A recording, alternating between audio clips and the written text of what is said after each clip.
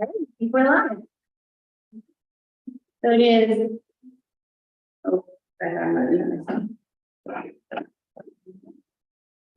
Okay, so it is 5:07 on September 25th, and we are having a budget work session starting now, and all trustees are present.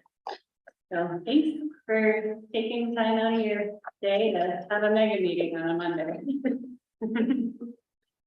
I guess I'll start kind of prefacing how I go about budgeting. So I build out the personnel budget first, and these are all requests at this point. Nothing is set in stone. And then I put in any kind of obligations that we currently have, such as maybe grants that we've won, or like for Blair Street, we put in funding for Blair Street. And right now we're all focused on the general fund.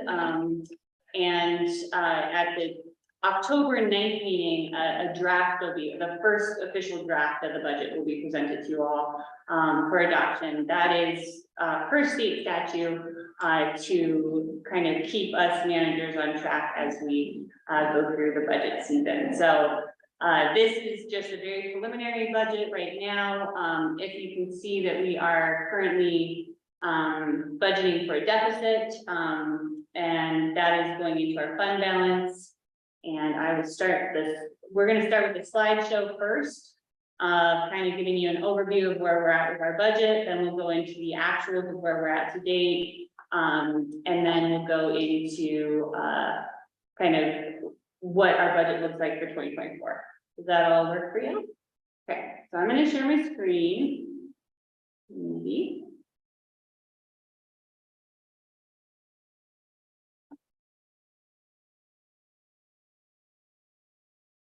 All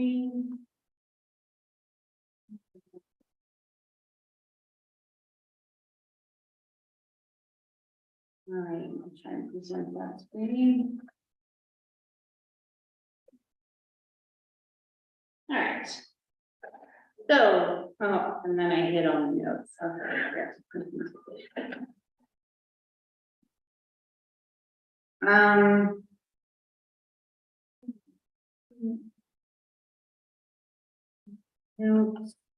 Yeah, okay. So this is to give you an idea on our, is it okay if I show it to you all like this? So you can go through it and it's great. Thinking about our general fund balance. And so I would like to first preface that general fund balance does not mean that's the cash we have in the bank. It is the ideal moment at the end of the year where we have funds available. Now, general fund balances are always fluctuating because we have so many assets moving in and out, as far as like thinking about personnel costs, invoicing. So that's always very flexible. So this number is really like the ideal number in that point in time. But knowing that that's not exactly indicative of what we have in the bank. So last year we predicted to spend down our fund balance with an ending fund balance this year of $545,000. I don't anticipate we will spend down as much as we can try to spend down. And we have received more revenue than we had anticipated thus far in sales tax. Any questions on fund balances? Okay. We'll go to the next one here, which is looking at our fund revenue by source. And so as you can see throughout the years, if you look at 2019, primarily taxes, and I put the actual numbers up there because it looks like it's all the same, but it's not.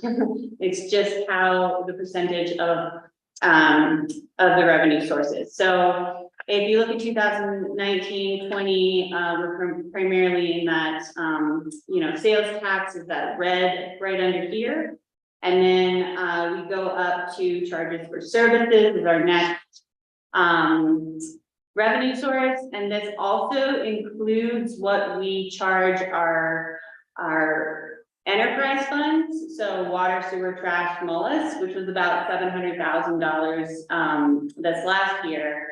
In funds that we charge those, and that's included in these charges for services.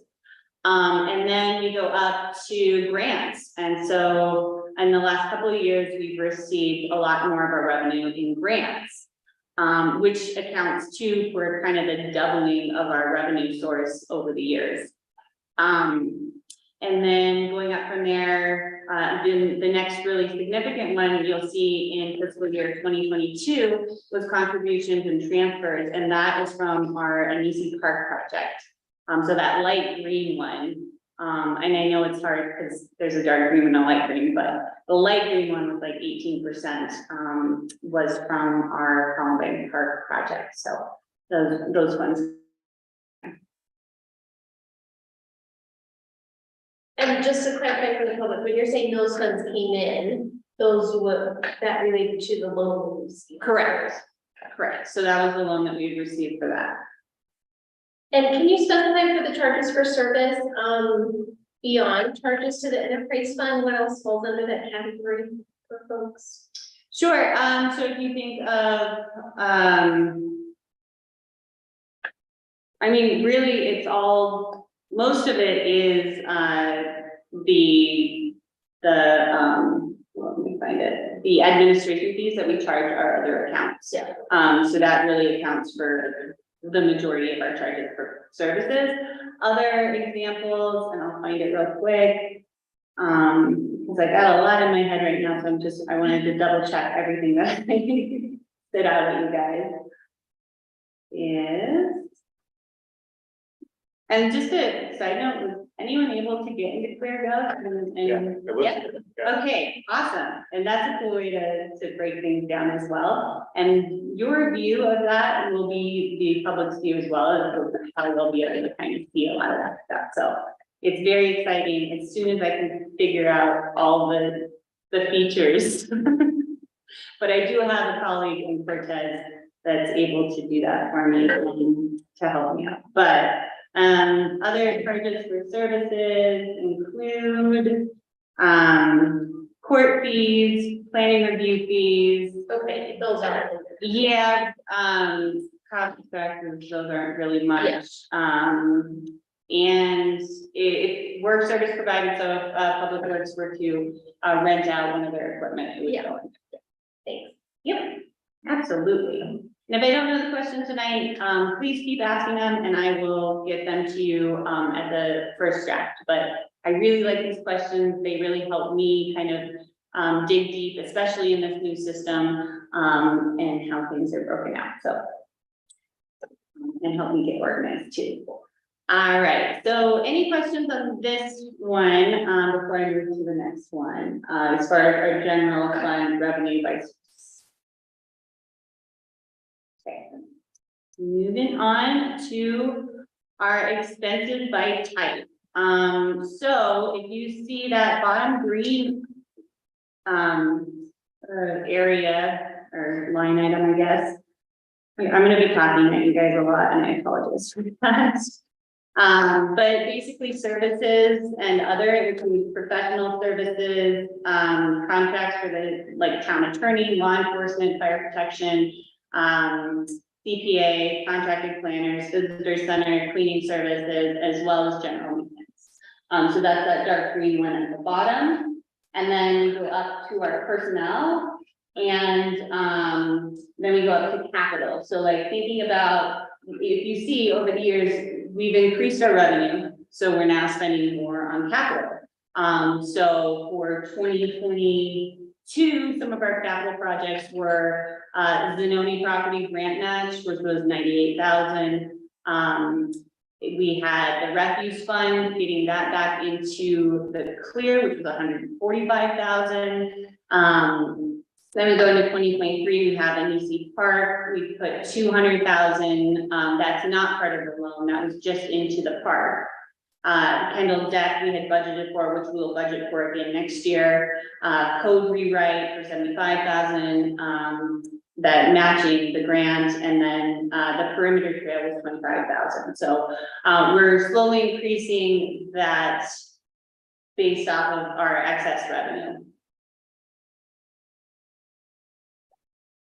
Really investing into that capital.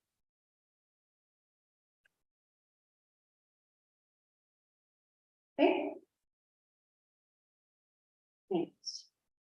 And so one quick question. Yeah. So for contract services, or for services, because we use a contract planner, our planning services are gonna fall under that instead of first, right? Correct, correct, as well as CPA, as well as Yeah. legal, all of that. And that also includes our law enforcement, so.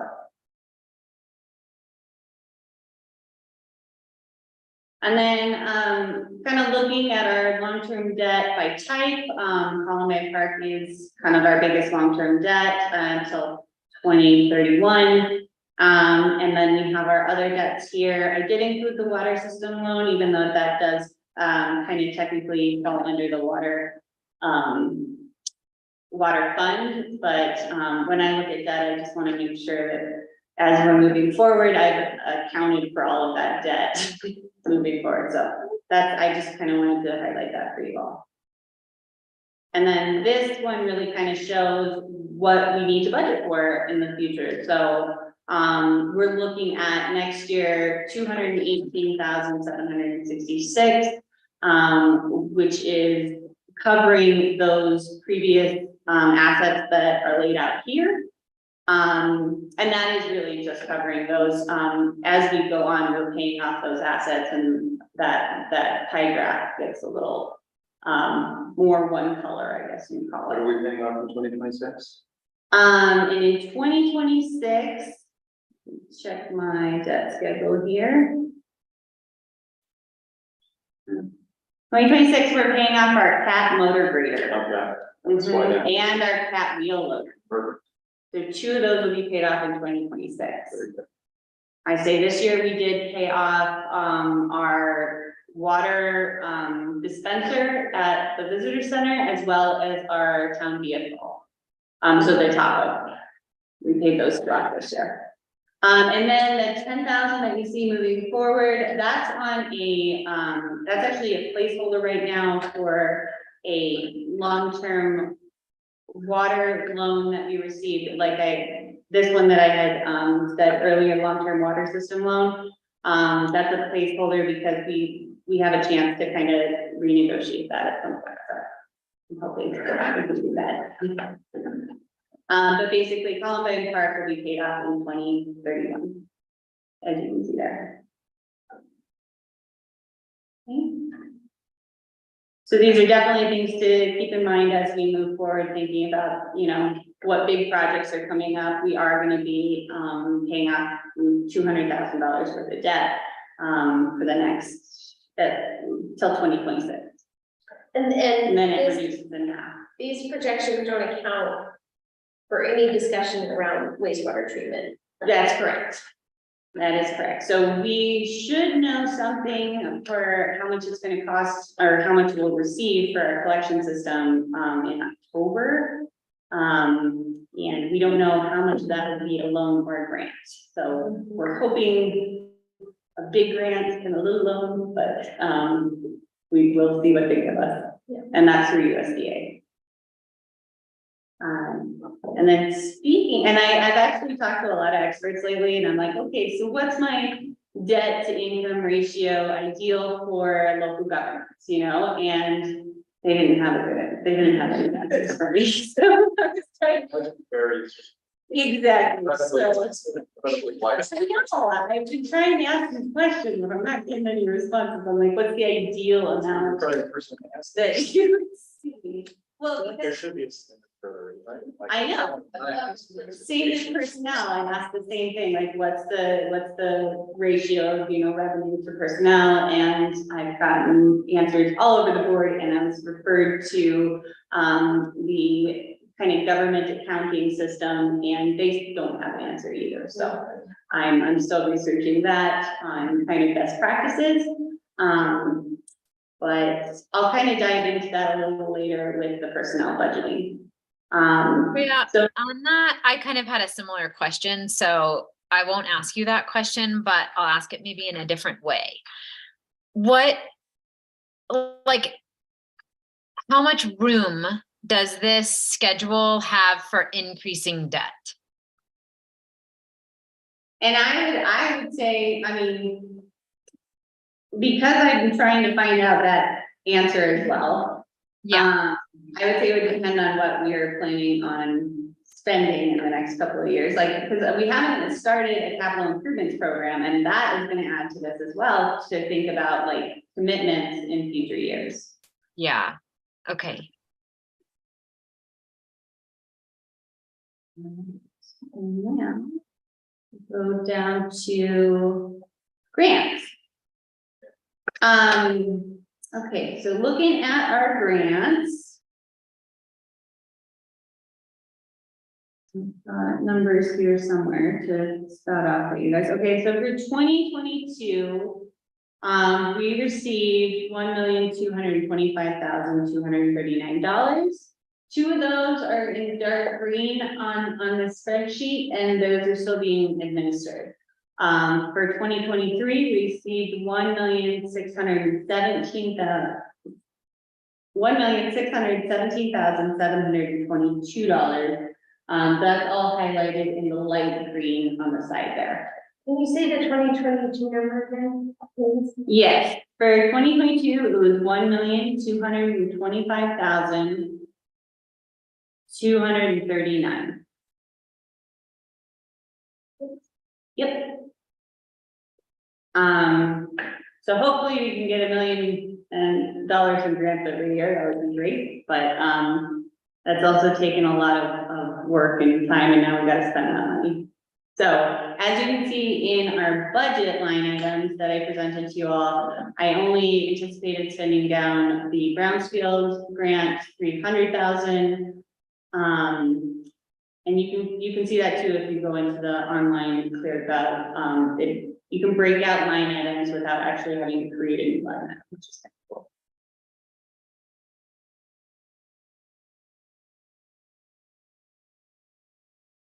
I think just on this slide, holding for a minute and acknowledging, obviously we'll talk about personnel later.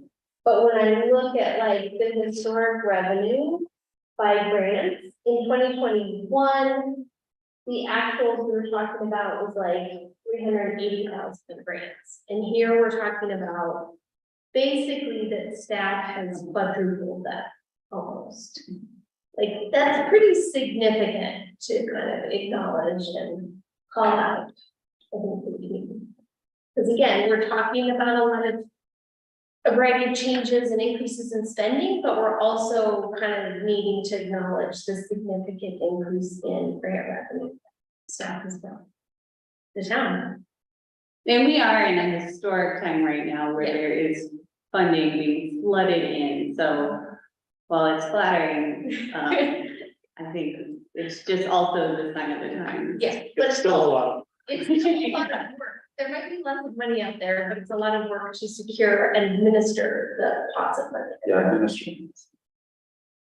Well, but Yeah, we're working through that, but now we have some more capacity, through the grants to help us do that, so. And there's been effort historically to get the ducks in a row, to make sure the assessments are done and the plans are there and the things are in place to now go forward and see that. So I just think that's. Yeah, and when we talk about personnel, we'll talk about it in context of 2024, but basically looking at our personnel budget in 2024, that 101,600 are going to be funded by grants. So that's exciting to move forward on that. All right. I'm gonna run through some of our other funds just to give you guys an idea of where each one of those are at. And I've included in each one of these slides, and sorry, I didn't include the grant one in the full one. I hadn't had time to update it, but now it's in there. For Mullis Enterprise Funds, we are still looking very healthy and we are growing our fund balance. So our ending fund balance in 2022 is 284,346. You can see the lighter numbers here are what we budgeted for 2023. I do not have the actuals yet, and I won't until probably February of next year, but this is what we budgeted for. I do not anticipate the expenditures to, be even close to this budgeted amount. It's probably gonna be more like fiscal year 2022, so. We'll be growing that fund balance. Water and wastewater are concerning to me because our funding, our ending fund balance, has. Well, it's mostly with our wastewater, has been, kind of depleting, I would say, throughout the years, and there's a couple different ways to look at this. So we have our administration fees that we charge each fund, and we charge each fund administration fees based off of staff salaries. So a percentage of the salary gets charged to that fund depending on how much time we're using. So the clerk has a percentage that gets used. I have a percentage that gets used, John, for each fund. We're reevaluating all of that in the rate study, because right now, what we're charging the water and sewer funds is the same amount we're getting in revenue. So it's not sustainable moving forward, especially now that we have employees. That really came to light this last year, is we're not, very sustainable in those funds moving forward. So there is a rate, there's actually 2 rate studies we're doing right now. One was for free, and we've been working on that one for 2 years, so we decided we needed to pay for one this year. And we should be done with that one by the end of October. So, more to come on water and wastewater. This is another, example. Unfortunately, when we budget for these larger grants and we don't get them, then we get the result over here, which is the fiscal year 2022. But every year we have budgeted for these larger grants, which hopefully next year we'll actually receive, or maybe in October. Refuse fund, we did transfer into the refuse fund from the general fund last year, so you can see that revenue source go up there. And that put us into the black, giving us a little bit more time to figure out what we're doing with the refuse fund. I did want to have a work session on that eventually with you all to talk through the refuse fund, and kind of how we can best move forward. One thing we're doing right now on the back end is taking each facility and their charges, including Kendall, that's all been kind of lumped in before, and we're putting that back into the general fund to really account for what we're using as a town, and then so that the citizens aren't subsidizing that, then we can really look at our rates and what they should be, or if they're adequate. So more to come on the refuse fund. So right now, since we did that transfer last year, our ending fund balance is 65,000. We are in the black, which is the first time in 5 years. It was a good investment, I would say.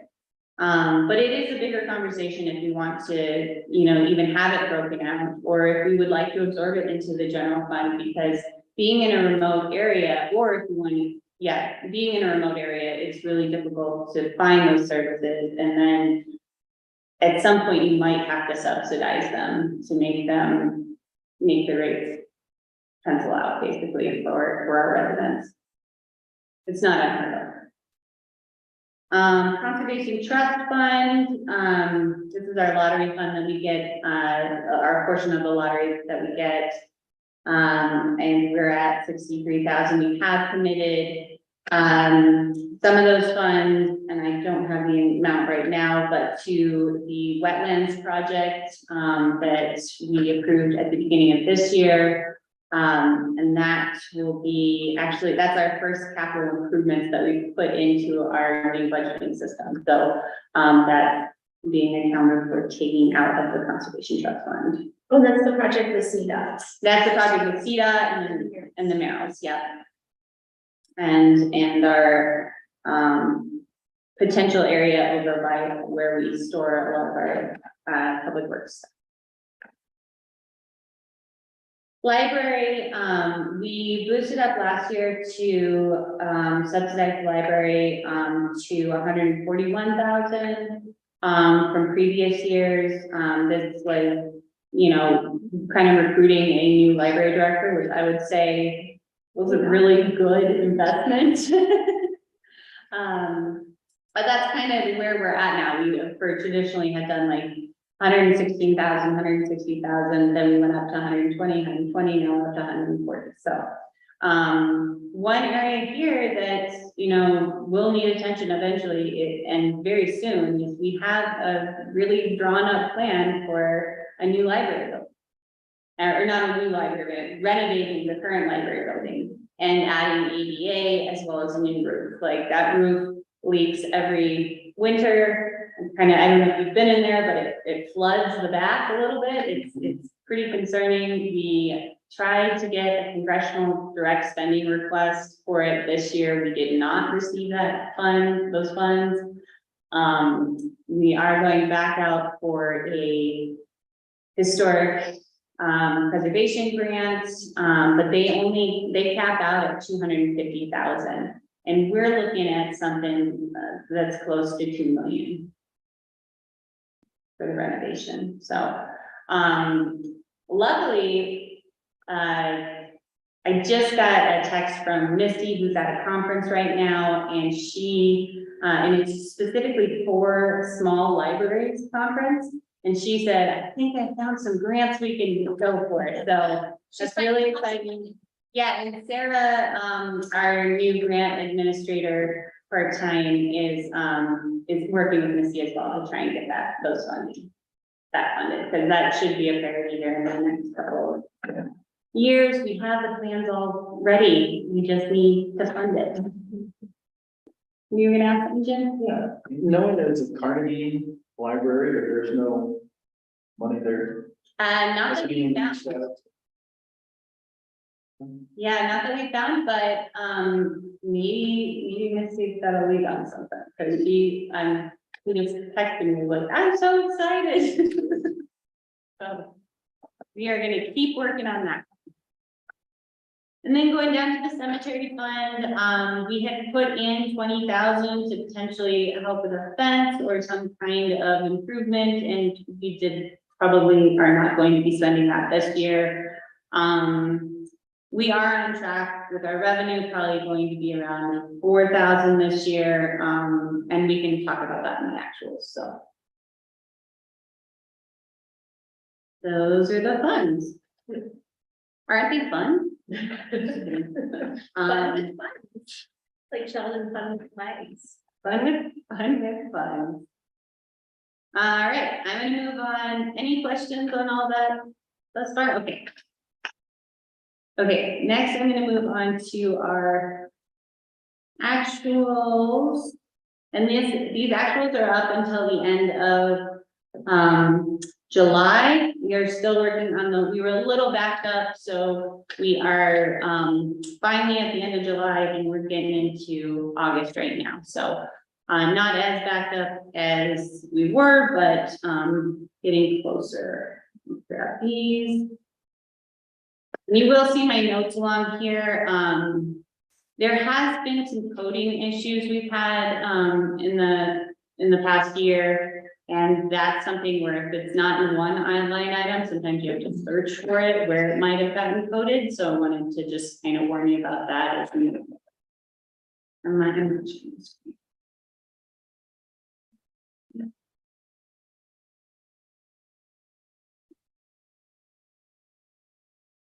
And I know that this is a kind of a complicated document to look at.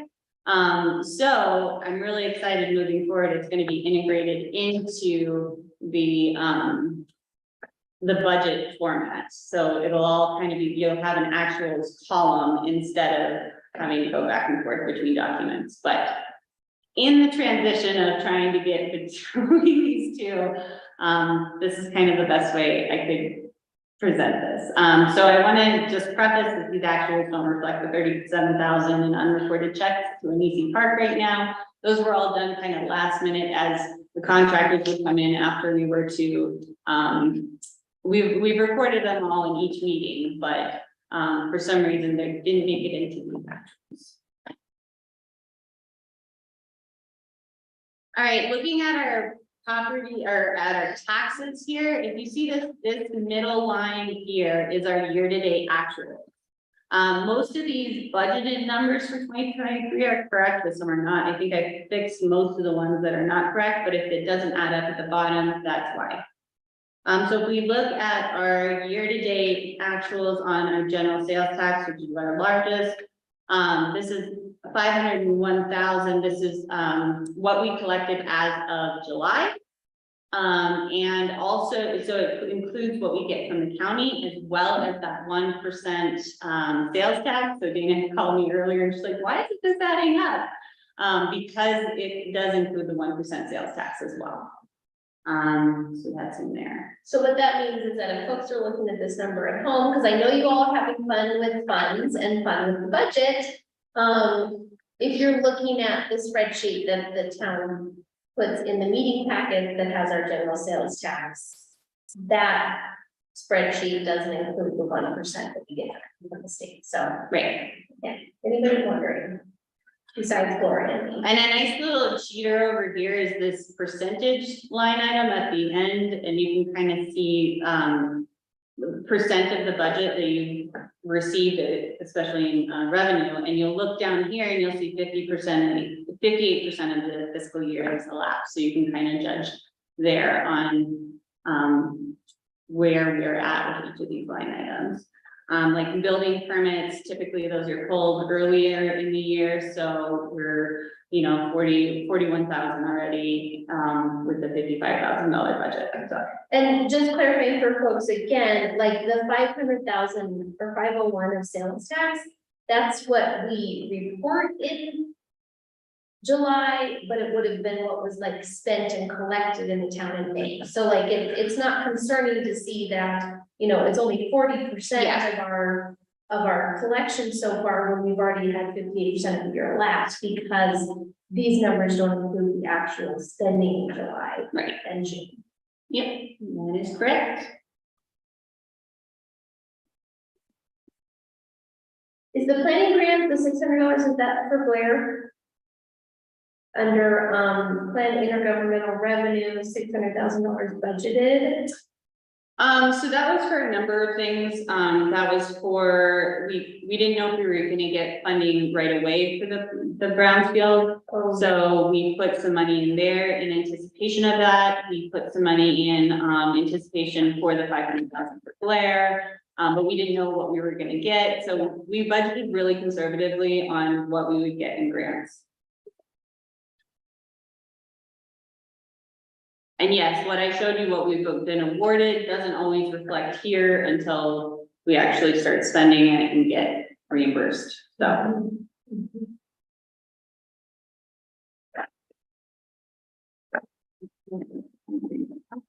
Uh-oh. Getting errors. I have to close this real quick and, no, maybe I'm good. Okay. Let's see, I'll kind of scroll down here. So administration fee here, that's what we charge our other funds, and that's 775,000. So it's not going to be reflected until the end of the year. So sometimes that makes your bottom line look a little funny because you're like, oh, where's that giant chunk of money coming from? But it's basically just a fund transfer that we do at the end of the year. I have requested to do it quarterly so that at least we can kind of feel it, but I'm still working on the accounting of that.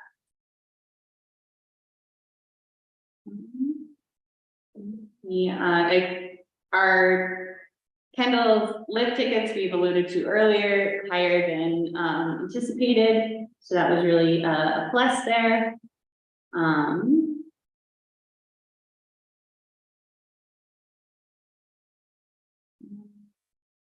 And that kind of covers it for our revenues. Any questions on our revenues? Year to date? Cool. Some of the things in our expenditures as we go down, we have the creative district and Summer Sounds was coded to partnering, where we have another line item somewhere else. So you'll see it wasn't spent there, but it's spent up here. Areas where we anticipate being over are going to be our professional services CPA. And that includes our budgeting software that we purchased this year. And I'm trying to get that in a new line item, but for now that goes right here. And that's why we're kind of at that budget mark. And then also looking at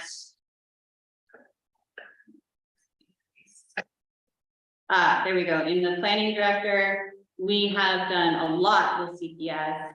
So as you can see, in July we budgeted for 60. We budgeted for the whole year 64,000, and in July we were at 64,000. So the extra projects that we're having to do, I'm anticipating now. I've adjusted kind of what I predicted that we'll be spending is around 80,000 on them this year.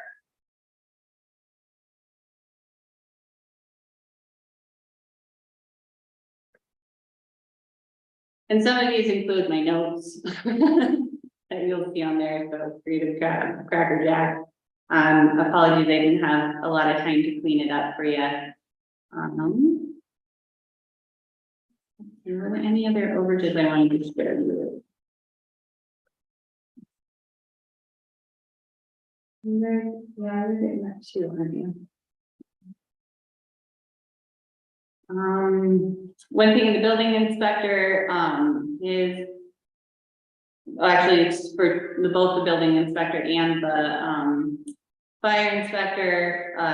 They didn't have a budgeted amount, so it looks a little funny when you try and look at what was unexpended. And those bottom that total building inspector line doesn't fully add up, but I put in the new budgeted line item up there. Or the original budgeted line item up there. Which is the 71. Yeah. Yeah.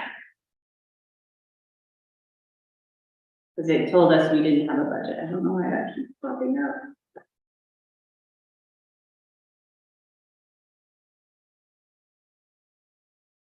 They don't move, and that's okay.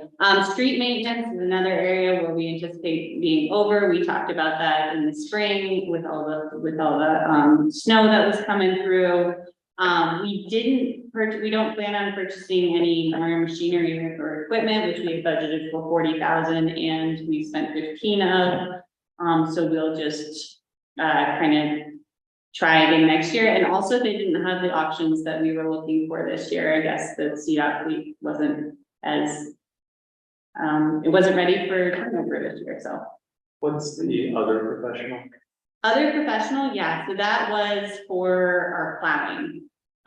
So we had to contract out a lot for street maintenance and plowing. And in anticipation of next year and like thinking about I would like to budget for the max amount that we would spend, but I would also like to see if we can't take more of that on in-house. And so John and I have been looking at kind of renting a loader during that time, and what that would be a lot cheaper than going out for like trying to Did they have the operator though? go out for the professional services. We would use our operators for that. And is the operating supplies there, is that some of the overages on gravel, or we're still waiting to account for the increased spending in gravel? Like the gravel budget looked low. Yeah, we hadn't received all of the invoices at that time. So, you'll probably see that number go up significantly. Yeah. Probably here soon. I don't know why that says that.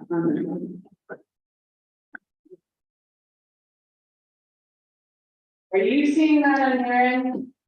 Are you seeing a closed thing on your end, Sally? Nope, just your screen. Okay.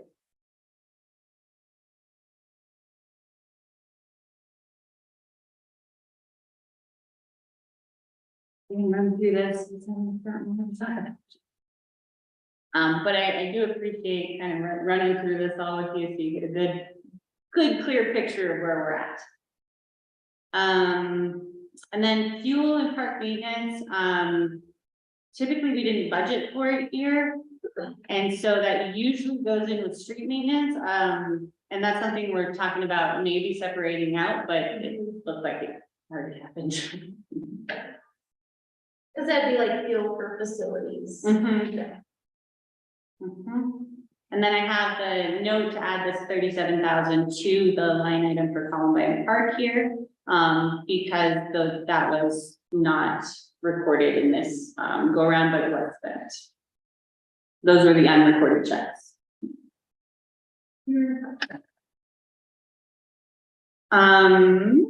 All right, and then again, this is snow removal down here, so it's confusing the way this report comes out.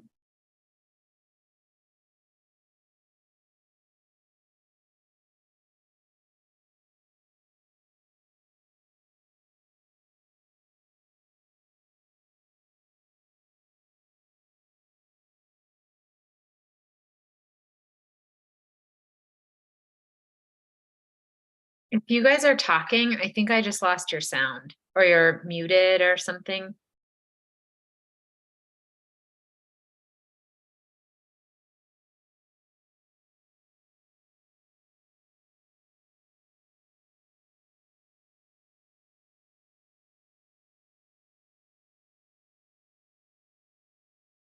Can you hear me?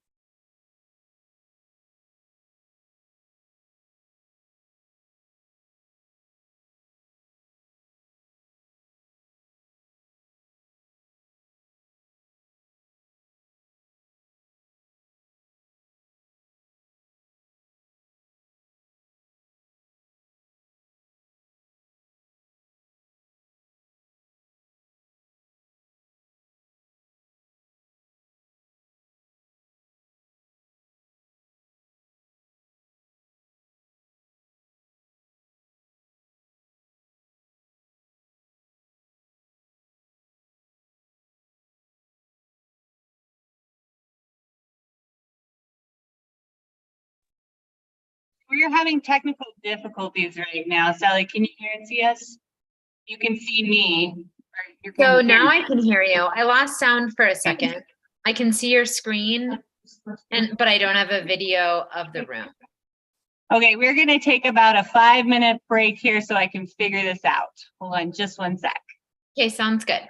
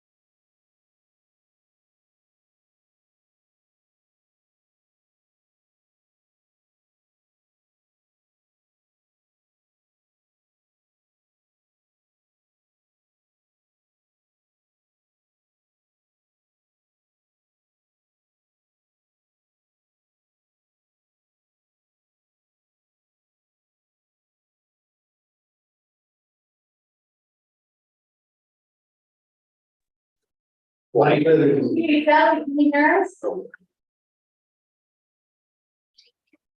I hear you. Okay. Empty and cold. All right. That was a good intermission break. We were able to get our food. Using that, there we go. Like red out. Okay, I stopped on the one with like the most red on it, which. I thought that was on purpose. Totally not. Skip this one. Okay, so if you see this, it says library buildings, this is actually the Kendall Mountain ski area, for the deck and patio. So that's just miscoded right there. The 4,000 was for the engineering designs that we got for that. I had a question on the Kendall Mountain planning line item, is that? We'll be paying for that with the surveying of the perimeter trail, right? And so will it get spent in this? No, it'll get spent in 2024. Yeah. Yeah. We might have one invoice. It wasn't clear on the proposal or contract. I actually just looked at that today. Yeah. On what our schedule was for payment. So I have a question to list on how we would like to do that moving forward. But that has been extended to June of 2024. Yeah, we have approval to spend it. Yep, so Cove has extended that. And then looking at special events, typically that entertainers and performers line item for 10,000 would have gone here, but it went to the partners. Again, looking at our leases, I kind of put that back in there, 95,000 there. So we've spent about 2,425,000. I do still expect us to go beyond that, eat into our fund balance like we had planned. I just don't think we're gonna eat in as much as we thought we were originally. So I'm still doing some. Because the revenues were higher, not because the expenditures were lower. Yeah, and we're not spending the 175,000 on the Kendall deck this year. There's a couple projects that are getting pushed to next year as well. Right, so expenditures might have been lower. Yeah. The, looking at the food list, Oh, that is actually not a boom lift. what is it? So that is, see, this is one of the things get categorized into a different line item. Okay. So. For. I'm looking. That one is. That's our wheel capital. Okay, Yeah, our cat wheel loader number 2 is what it's called. so the boom lift is the town owned, the boom lift that we have? Yes, Okay. yeah, and then for some reason that line item got categorized as that, so good catch. I will put that in red next time. And then, let's see, going into library stuff. They've been receiving loans, so that's been exciting for them, and hopefully we can kind of continue subsidizing that with loans. A lot of their programming, I don't know if you knew that they passed out books for the 4th of July this year based off of a grant, so they were able to pass out, I don't know how many books she said, it was quite a few, but. And we can stay if you want, let's see. We can stay just in the general fund if you want for now, or do you guys want the full picture? I'm thinking of time, so we've got this to run through, and then we've got, talking about next year's 2024 budget. And then, at 6:30, Deanna will be online, to talk through the chamber. So I'm trying to get whoever was ready with their budget and could talk about it, so that we can get these organizations in front of you. So should we just kind of go on or do you do that? Actually, we probably don't have time, so I'm probably just gonna leave it there as far as our actuals for fund and move into our 2024 request, if that works for you all. Before we move into request, can you ask some general questions? Yeah, absolutely. So could you speak to a couple of things that you think went well in terms of last year's equivalent meeting and then actuals? Like things that we succeeded on in terms of projecting, or, you know, how did we succeed in terms of budgeting for 2023? I don't know if I can tell you that yet. I can tell you what we did right in 2022, because the audit came back and we did really well on spending down, what we got in. So it was very kind of evened out there. For 2023, I don't have the full picture yet, to really predict that on what we did right. I think what I mean more is like throughout the year, we had to adjust based on circumstance or emergency, or like, for example, the overage we had for snow plowing. So a lot of unanticipated things came up, and you know, did we do a good job creating room in our budget in 2022, planning for 2023 for our unexpected things, or were there a handful of events or decisions that we made that created strain and challenge that we didn't sufficiently account for? Like, what can we learn from, like, we all read the spreadsheets, but like, what can we learn from that? What are some things we can extrapolate? And I'd like to hear both positive and negative. You know, Otherwise, we don't have a whole lot of framework to help input on 2024, because a lot of this data is beyond what most of us are. Like, we don't have any context to even like comment on 2024 without having some feedback on 2023. Okay, let me think about that for a second. Sure. I think the one thing that comes right to mind is sales tax, and we budgeted 10% over 2019 numbers. We came in significantly higher again, as you've seen from the July numbers. So we gave ourselves that buffer in there. We also anticipated to spend down our fund balance in 2022. And we didn't spend it down as much as we had thought we were in 2022. So we came out of 2022 with about $200,000 more than what we had thought we were going to. So we came into 2023 with that $200,000 more than what we had thought. So with that, and then where we're at with sales tax, I would say we're sitting at about $400,000 more than we had originally budgeted for.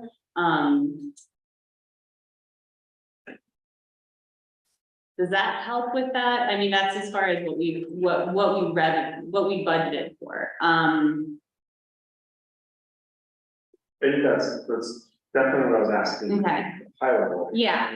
And more specific things, like for example, I feel like 2023 was a year of yes, where, you know, we had set capital, we had the surplus from 2022, we had high sales tax in 2023, we went over our allocated amount for nonprofits, we went over our allocated amount for partners when we made those decisions earlier in the year. Like, are there specific things there that we got lucky, or did we sufficiently plan? And how can we make sure that if we get thrown additional curveballs in 2024, we're thinking about the right things as we start to look at the 2024 budget? Yeah, and as we get further along in our years, I don't anticipate these COVID extremes to last, as far as the ending fund balance being a lot higher than what we anticipated every year going forward, unless we budget super conservatively. So as we go into 2024, it might not be all of the yes times, you know, like we're gonna go into more like, well, this or that, and that's kind of what I'm prepping you all for going into 2024 is we have increased staff salaries. We've started knocking off some of these capital projects, and we've committed to capital for the next, you know, till 2031. So there's money being spent even if you don't see the result right away. we've already committed to that money being spent, so we are gonna have to tighten the belt a little bit going into 2024, even with, the fund balance being more healthy, and that's me being very conservative. I mean, I still feel like I'm a new manager, still learning kind of the ebbs and flows and how things go. So I am gonna be really conservative every year because I would never wanna put us in a compromised situation. And I think that'll come with time. Cause I've talked to a lot of my mentors about this and they're like, no, come with time, you gotta just kind of feel out your budget, but it is kind of a delicate game to play moving forward, because, I mean, I don't anticipate like the amount of funding that we've seen. I think it's, in talking to other experts, like it's probably, we're probably at a new normal. But I wouldn't anticipate us to go. We can keep it increasing. Keep increasing without intentionally doing so, like, increasing our taxes or, I mean, that's just an example where. Trying to take it back. Yeah. Because I think what I'm trying to build for myself, like, and hopefully it's helpful for everybody else too, is like a framework for the yes and no decisions we're going to have to make, because I feel like it's somewhat arbitrary. One of our nonprofits say like, we need a 20% increase in what budget last year, and you're like, well, I don't know, like, is 20% reasonable? Because if we don't have anything, we're like, oh, we can afford it, or we can afford it, we're just being like, that sounds reasonable, I guess we can say yes. I'd much better have kind of like data or specific frameworks for backing our yes decision. The same thing for like partner budgets. Like, I think too, it's kind of in thinking about this narrative, both as the board and as staff and also in the community, I think there is a very positive narrative that is like, our overall revenue as a town has increased significantly over the last couple of years. And that's for a variety of reasons, right? Like that's increased sales tax, both local and online. It's increased grant revenue as a big significant factor as well. And so the revenue has really increased. And then we're also seeing an increase in our town budget for also a couple of reasons. One, trying to be responsive to the community in the sense that we've collected this money from you. We now would like to spend it for you on things that you can actually see and experience as services and assets. So there's kind of this dynamic of increased revenue and increased budgets over the last couple of years.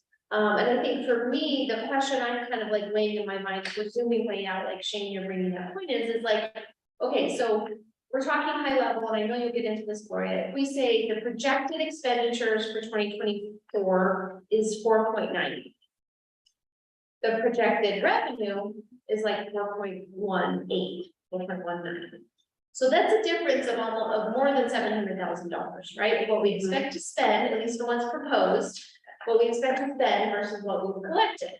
And I think we could philosophically say that's fine in this moment in time because we're still trying to spend down our fund balances, right? Like the town has been built up a variety of funds over the years, and philosophically, we think it's good for citizens to spend that money on town things as opposed to just sitting on, a war chest over here or something. But I think we still have to ask the question, and this is where I can get into the nitty gritty of like philosophically, we can't spend more than our revenue in perpetuity, right? We can do it for a period of time, but we can't do it in perpetuity. And so it may not be the case that this year we have to say no to a whole variety of things, but we might.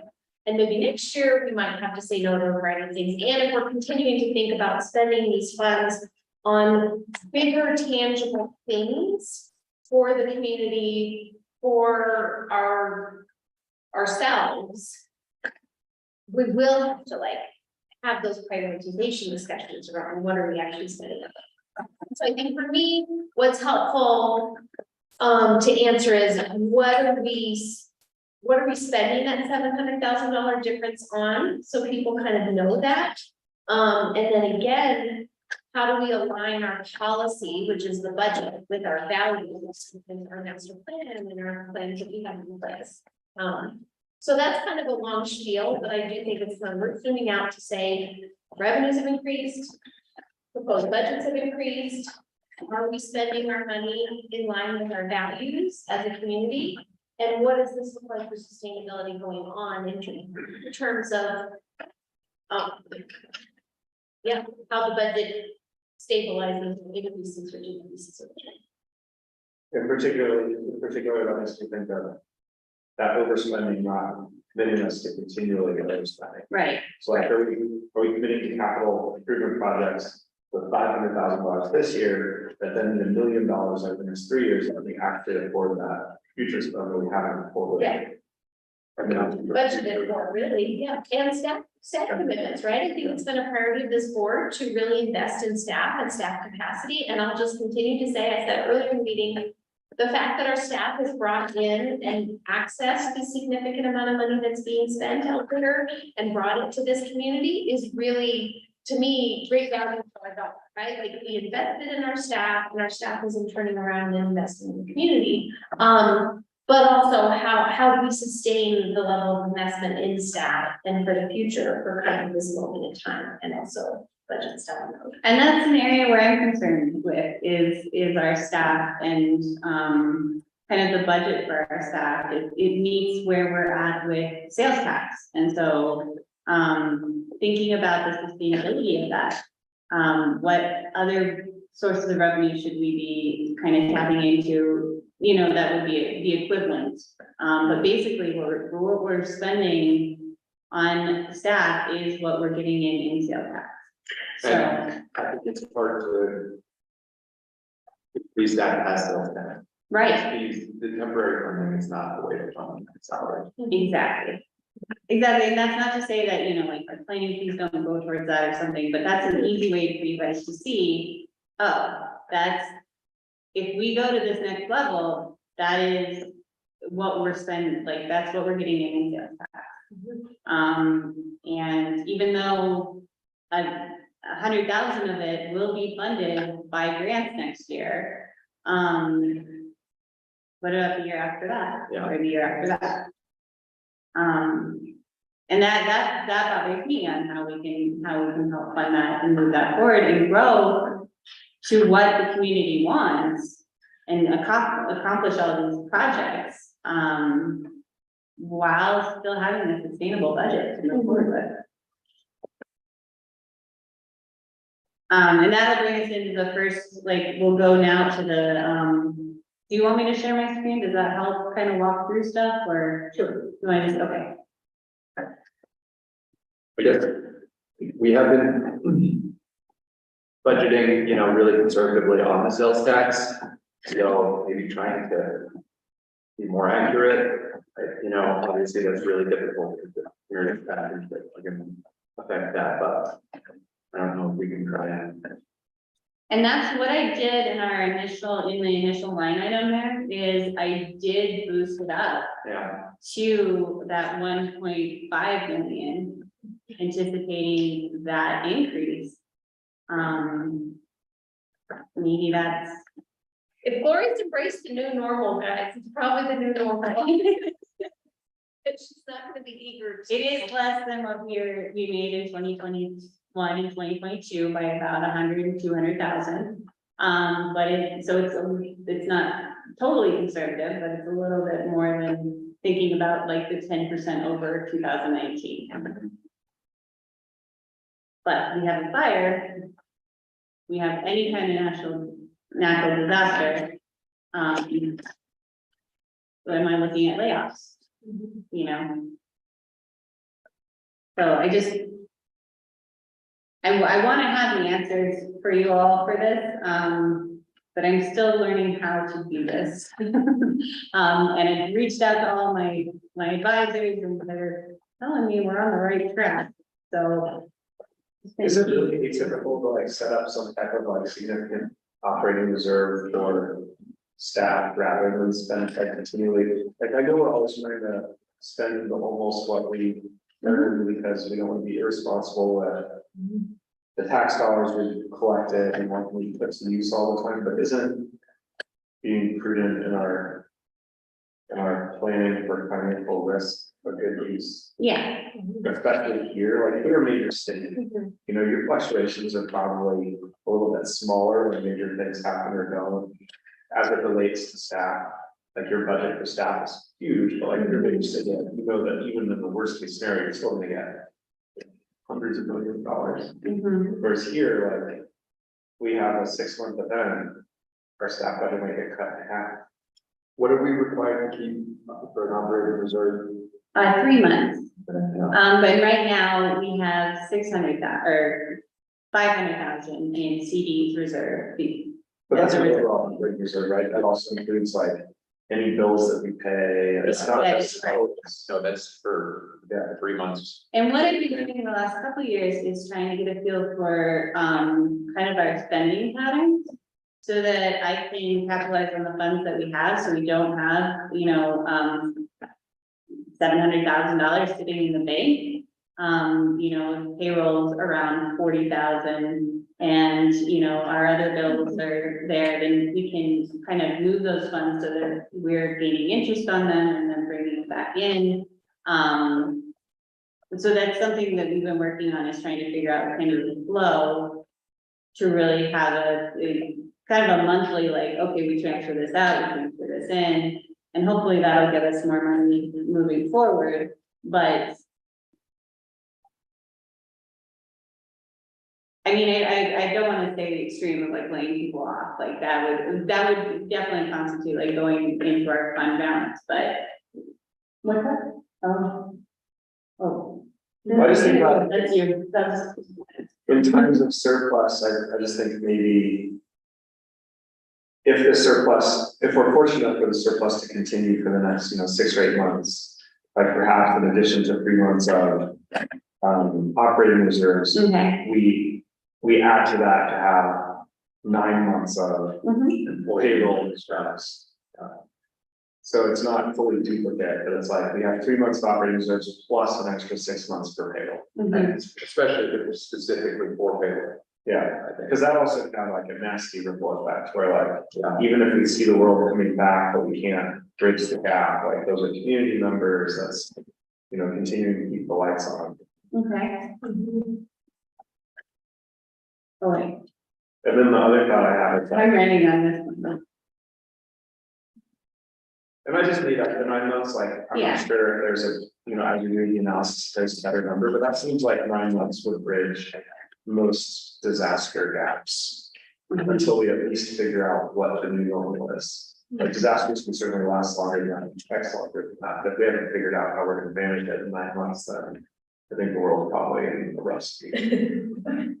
Cause even though that there will be, we had kind of a routine. Right, and that's an emergency that we, went the opposite direction for us, and we're like, oh. The first one, I know we were certainly changing, but yeah, this is not gonna work. Yeah, but. Mhm.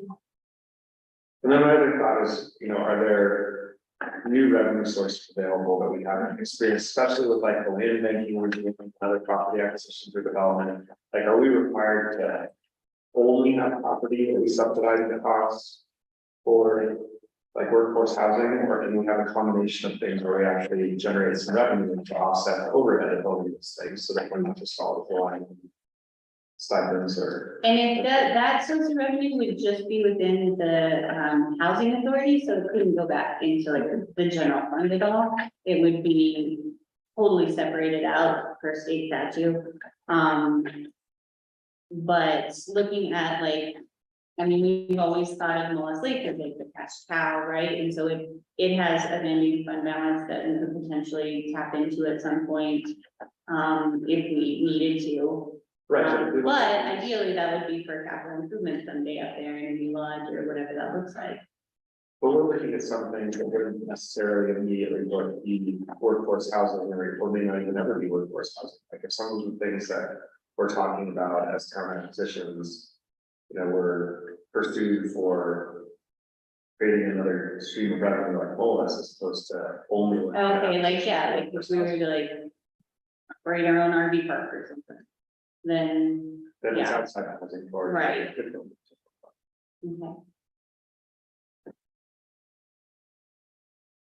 But I'm thinking about ways where we don't Just have open up resources. I think. it without just increasing taxes. Yeah. I mean, that kind of came up in the finance meeting, just like, okay. How do we keep considering, Mhm. um.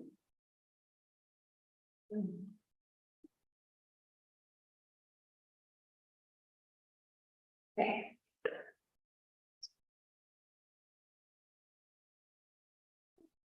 Um.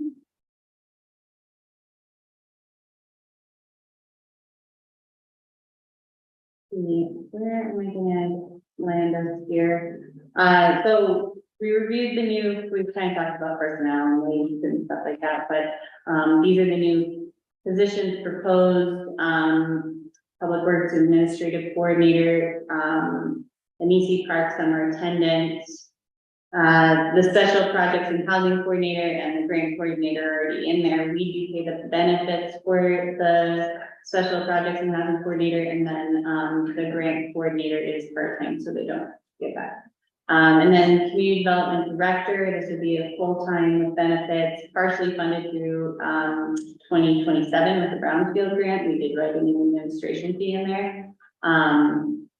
And looking at promoting the current community development director up to, or community coordinator up to the development director at that time.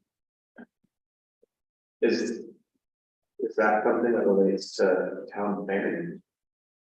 The planning department? Yes, so community development is a kind of the term that a lot of communities are using instead of just a planning department. So there's supposed to be a little bit more, so this department would work on things like the perimeter trail and thinking about community assets and the way people move through town, streetscapes and stuff like that, so. And is the budget just $8,000 a year for that, or is that just what's supplemented? Oh, that would be supplemented. Yeah, 8,000. I did put the actual amount in the, line item budget. I think it's somewhere around 64.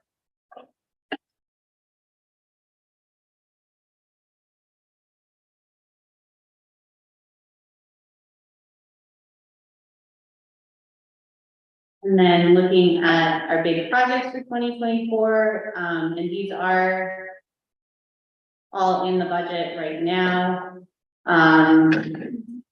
The implementing the Brownfield grant, I have $300,000 there. Affordable housing, I did put 100,000 in as for any kind of grant match.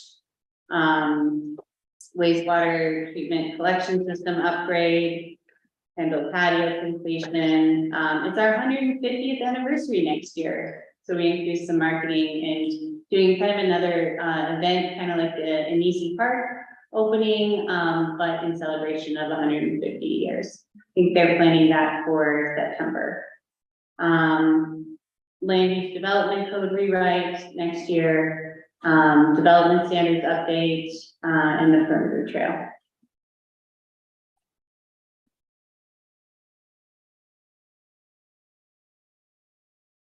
And I'm going to save this policy discussion for how to facilitate an EC Park at the visitor center, because Deanne's going to jump on here in a little bit and we can kind of talk through some of our ideas with that.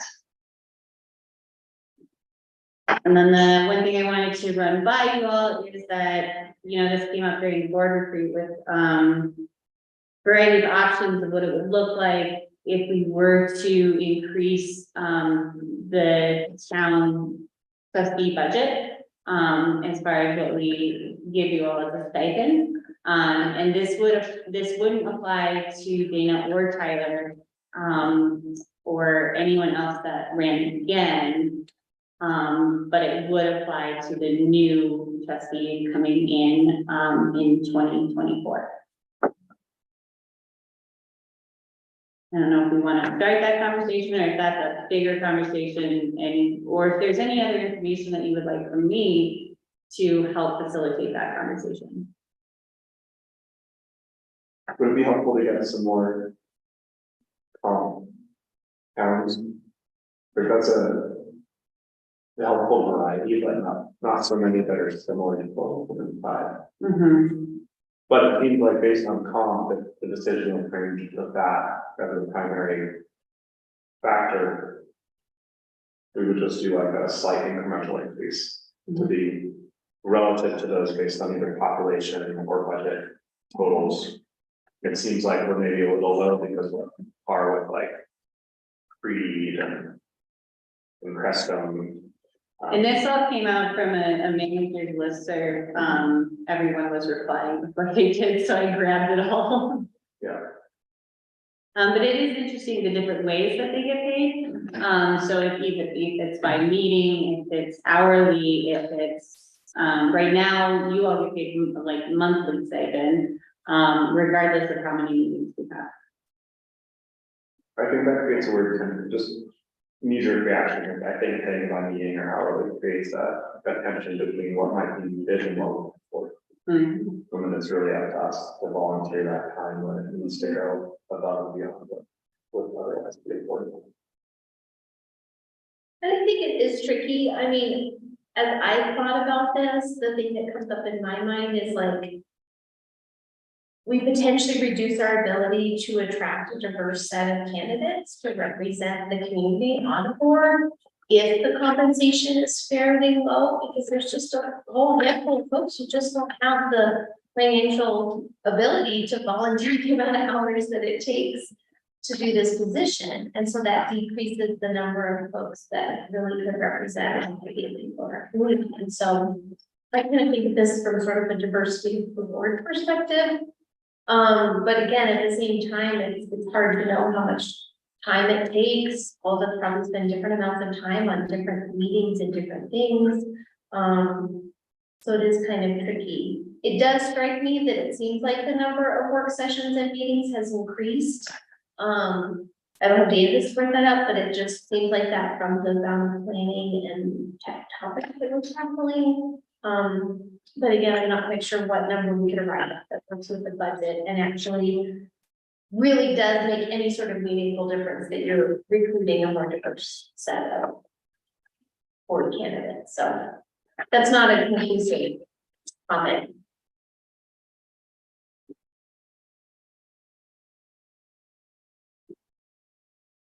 Have we had public input on the idea of trustees increasing the pay?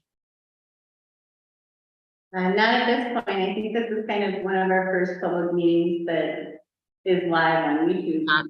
Yeah, I've heard a lot of people tell me their opinions personally, that they think it should be increased, but that's just been personal feedback. yeah, I think it would be interesting to solicit. I mean, we know what our experience is as trustees and maybe what it seems like. Maybe we can define fairness just sitting in the seat, but I am curious about if we can put it on an agenda or solicit some input. I wonder what people would say, if they would say, yeah, that, of course, that makes sense, you know, we support that, or if there would be, if our community would be a little uncomfortable seeing that go up. I really don't know. It is public money. I have to assume that based on what the commissioners get paid, I know that there's an expectation for different than ours, but that being like already set as a standard in our community, that we kind of have free rein to recommend anything within reason. And I put that, so Orange County Commissioners, isn't that a state standard? I'm not sure, but I know that they reduced it significantly over the years. For some reason, I thought that there was at least a state minimum, for depending on population size, but There is a state minimum. I don't know. I could be wrong. Oh, no, there is. But so, you know, and then obviously we don't have that, so I'm wondering, that might throw a little bit of a wrench in, but no, I do know, yeah. And again, this wouldn't be for this current board. Hourly pay for county commissioner minimum is $5.02 an hour. And average is $24.58. Okay. That's Wait, average. that's our hourly rate, Shane? No, county commissioners in Colorado, average hourly pay is $24.58 an hour. No, I gotta move the ground on well. I'm kidding. Never moving the ground again. And they range as low as $5.02 an hour up to $41.52 an hour. I think too, for the public discussion, to Tyler's point, this is not something that really affects anybody currently seated on the board. It's just, to me, kind of thinking about the long term as far as recruitment and getting a diverse set of candidates to step up to this position. It's a big commitment for folks. I think, you know, even being, I'm not sure that the rate we get right now will cover a lot out there for. I think that's proof point. Yeah. It doesn't, that's why I'm here at home. Not the rate covering, but the childcare piece is, yeah, it wouldn't. There's gotta But that's be- not my, I don't have childcare, but you know, it is, Standard. At least we should have one, obviously, because it doesn't have to be one that. I think it also just depends on the other decisions we make in the 2024 budget. I think, What are we giving up? yeah, I think if we give up some things, or I think if we can make a list of the variables that we want to consider increasing or decreasing, and this is on that list, we can look and see how this compares as a priority. You know, does increasing the diversity of the board potentially increased pay outweigh, you know, some other budget item for, you know, whatever the aggregate increase would be for the board. And what's the total annual compensation for the board, not by position, but just total? 20, let me find it.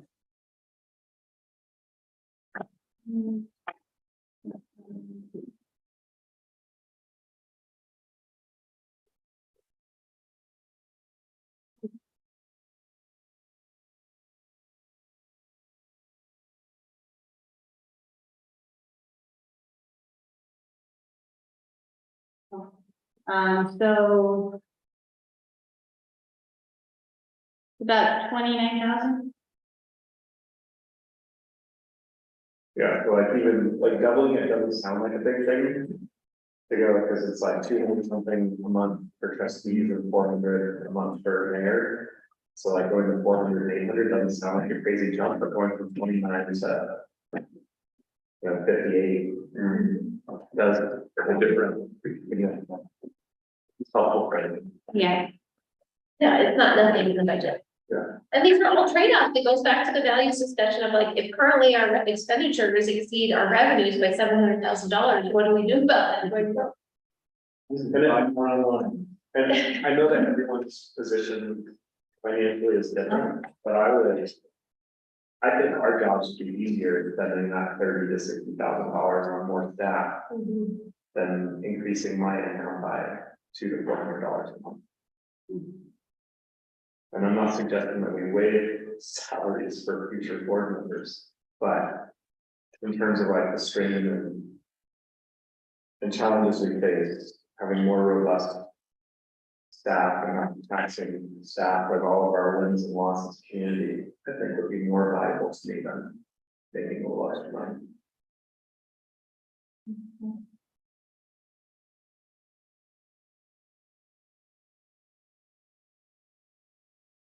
Well, talking about that list of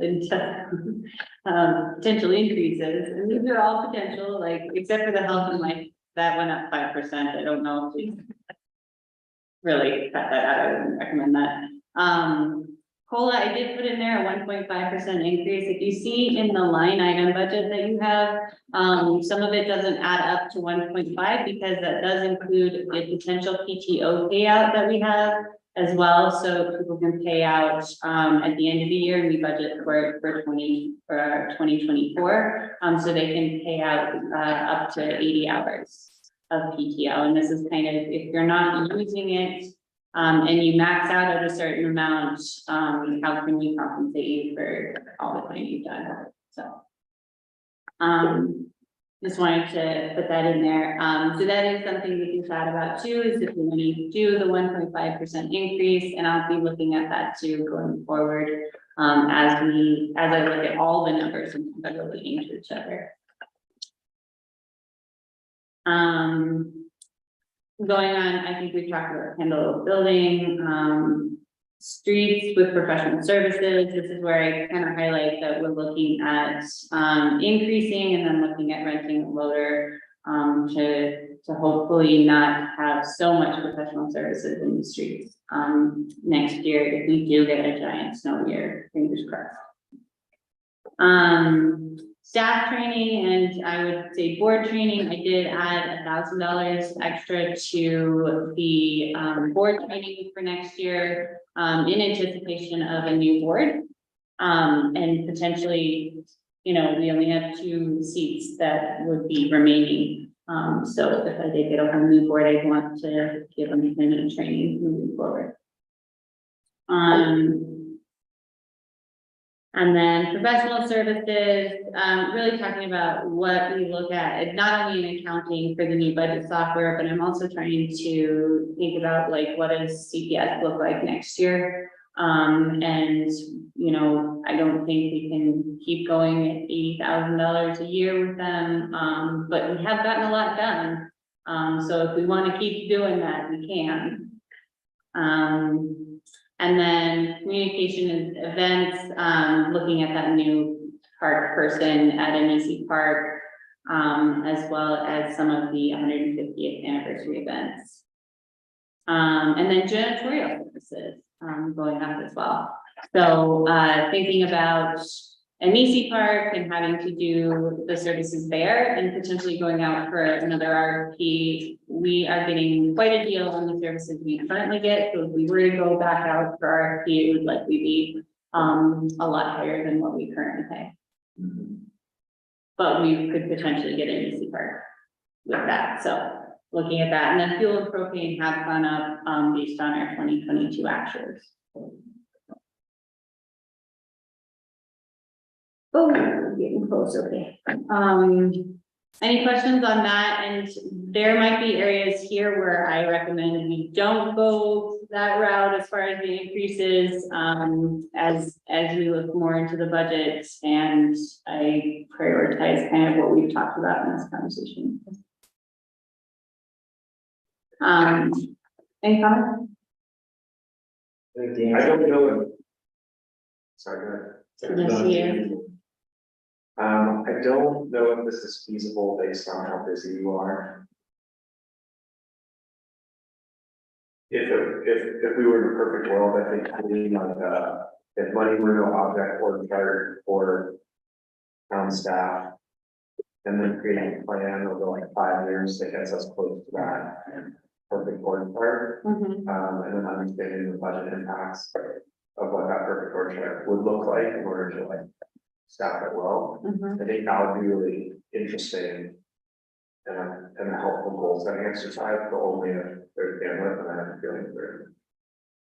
But I do, maybe that's not for this year, maybe that's for next year, or over the course of this year to next year, but I think having like, a 5-year target for what staff looks like in terms of roles and responsibilities would be helpful, because I feel like to some extent, a lot of the things that we're getting into unknown territory. Like we had tons of plans and goals that we wanted to achieve, and then we were really lucky to achieve a lot of those quickly. And now we're in a place where we don't necessarily have a long-term plan. Like we have the master plan great, we don't have the smaller like stepwise plans, and so I just don't want to be creating a trajectory where we're making like incremental decisions about what's the goal.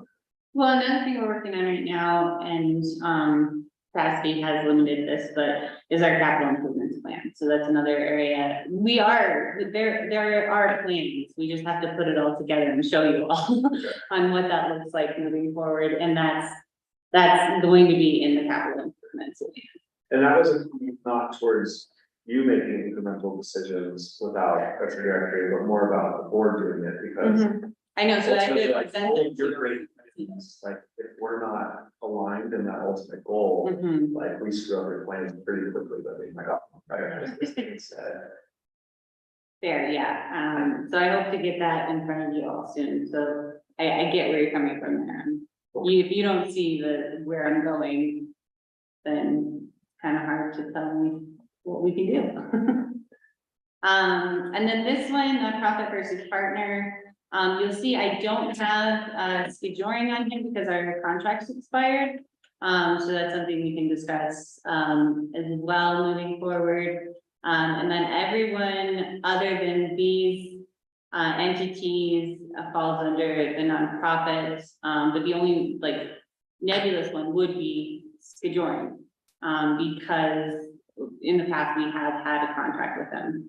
And they have been treated as a partner.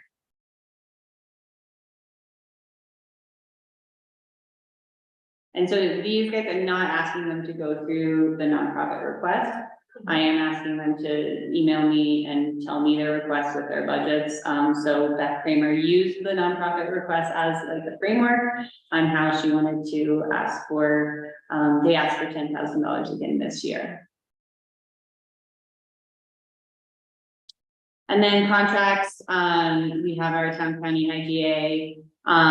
There are some issues, just with the sheriff, contract that I'm bringing up to the commissioners and we can chat about at our joint meeting. And then, but he won't be there at that meeting, unfortunately. So we'll be talking about it, but then, at that meeting, we'll also have fire there as well. Presenting to both town and county, and that's on October 9th. And then we renewed our Mullis contract last regular meeting. I didn't put on here, these are all kind of up for like renewal every year kind of thing, whereas like our brewing contracts, we are kind of committed for the next, I think we're at 9 or 8 years now, so. And then the Chamber of Commerce, we can talk about very soon, actually, right now. Does that work for everyone? Can you promote the, you know?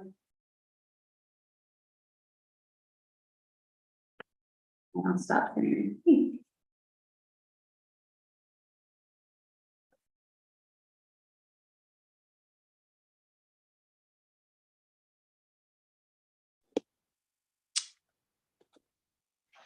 Hi, can you hear me? Yes, we can. You hear us? Yep. Awesome, welcome. We are just going over, we had a couple of, I guess you've been part of all this, right? You've been kind of waiting for a while. Yeah, I was listening. Yeah. Kind of talking through, what 2024 looks like for the chamber and, kind of our preliminary conversations around NEC Park and the Visitor Center, as well as your potential ask for 2024. Sure. So Gloria and I got to meet last week, and just kind of discuss, you know, this year going forward, just keeping status quo in the contract as it was, not incorporating the NEC Park Visitor Center kiosk into the visitor center operations down at the entrance of town, just for a couple factors. One, it's a sheer cost as opposed to the bookstore helps offset and fund the visitor center at the beginning of the town. And then secondly, to partner closer with the town of Silverton on the visitor center task and get to work closely with Nathan, so that would be a role that he would assume, but we work in tandem and just kind of keep those as separate roles for now, just asking for same contract as normal for a few reasons.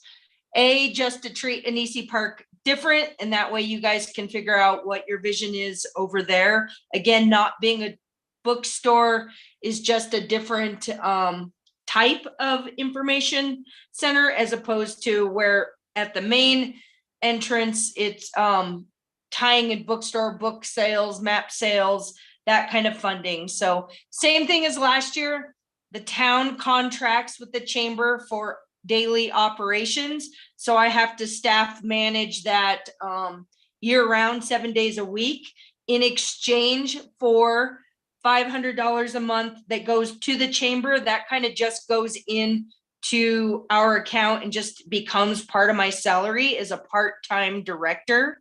But to be very frank, is the most time-consuming aspect of the director job.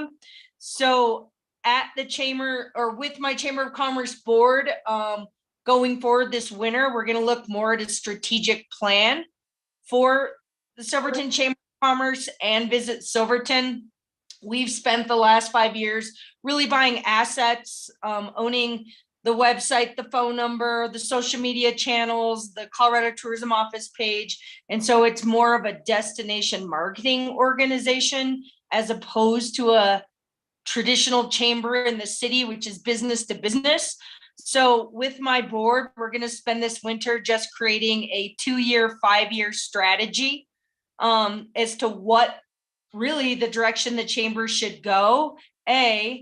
How do we increase that as more of a job down the road, or partner with other tasks and all these other grants and opportunities coming up? So we have a lot of work to do this winter as a chamber board, and just trying to find the vision for Visit Silverton going forward. That being said, definitely partnering with the town of Silverton so that you guys can figure out, hey, what should the visitor center operations be? How should that operate? What department should that go under? Do you continue a contract with the Chamber of Commerce? Do you take it in-house? And so that gives both organizations the next year to really work together and in lockstep in achieving that role for our community. So just asking for the same contract to get it both of our organizations through the next year. Of course, working incredibly closely with Gloria, specifically Nathan, which I'm excited about. He did set up a VC clean day for next week, which I've been asking for 5 years for. So I am so excited to see Nathan also jump in and really help with the visitor center and that property, especially during this transition. So that was pretty much what we were going to discuss at this work session. And does anybody have any questions?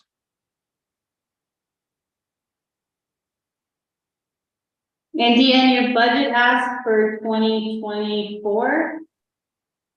It'd be the same, the 45K. It really takes close to 67 now to run. So we run in a red deficit as far as the town is concerned. The way that I am able to make up that $20,000+ to operate the visitor center, including that $6,000 contract that goes to the chamber for managing that 7 days a week year round, really comes out of the bookstore. So that's something that, I want to continue to build and develop, so that does help always offset that function. And it goes hand in hand with what our guests are seeking. So a lot of map sales, a lot of history book sales. I did add in some other items like t-shirts that I bought from a closeout sale from a business that went out of business. And then we do buy from some locals like Gina and Carrie and others that make tourist related items. So we are supporting also locals, but also selling it so that it helps fund the visitor center. So same exact ask. And pretty much same budget. The only thing was, you and I making a clear boundary about Anisi Park. I think, Dan, the comment question I had is just moving forward. It was really helpful last year when you presented with us just kind of the volume of visitors that you see. I think that was a really good example of what is happening in the regions of town. So I think as the town thinks about our visitor experience overall with the visitor center and now Anisi Park, if your staff can just kind of continue to track that, or you keep track of that over the next year, so we have a good bit of data going into any sort of strategic planning that we at the town level do when we think about what is our user experience, how much does it cost to provide this user experience, how many people are we seeing. I just thought your presentation last year was really helpful for providing that context. So hopefully you guys are still keeping track of some of those numbers for next year. Oh yeah, always have, always will. I think if anything, there's more data we can track down there. And I generally give that end of year tourism update more into October. This was just bringing in this conversation a little sooner than normal. By the looks of September, we're going to hit another record season. This summer's pretty amazing. We are so busy at the visitor center that part of my concern is staff even being able to keep up with all those tasks, like clicking, answering phones, and just managing people. And so that's another thing I got to work on this winter, is just streamlining them even being able to deal with the amount of people that are coming through the visitor center, but us still being able to collect data. And so that is also another thing I really want the chamber to take a lead on, is data. That's also part of our Main Street grant wish list that Ann will also help with.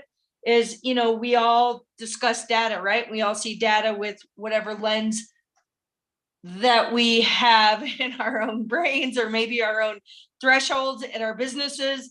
But I just think data, just the fact that we're desperate for legitimate concrete data, shows you the level of growth and the health of our economy. So I think there are things that we can switch our energies to with Visit Silverton that will help make bigger decisions and better decisions down the road.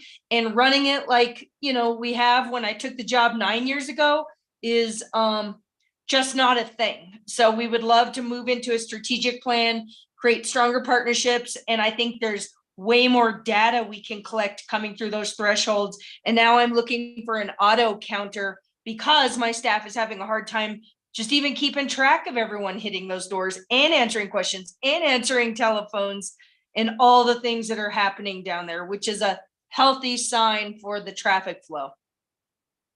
Thanks.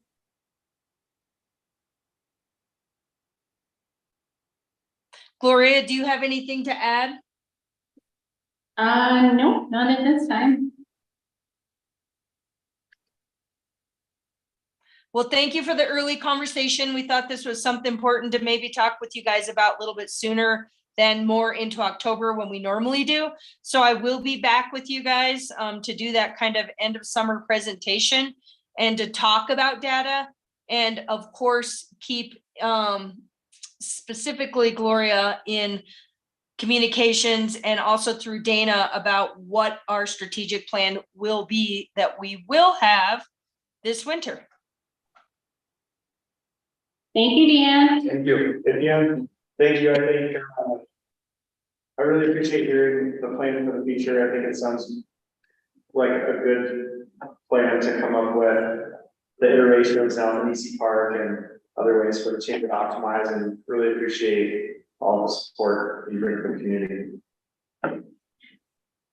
Yeah, thank you. I think this is all positive. It's showing forward motion, right? I mean, the chamber partnered with the town in the 90s, just so a function of our town could continue to run and operate in that partnership. And it kind of feels healthy to me that we're talking about, like, hey, both entities are growing, and this is something that maybe the town could take back. And so just giving us all that year to be able to make really good foundational decisions.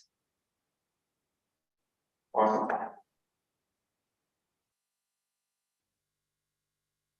All right. Thank you, Deanne. Does anyone have anything else to add to this budget work session?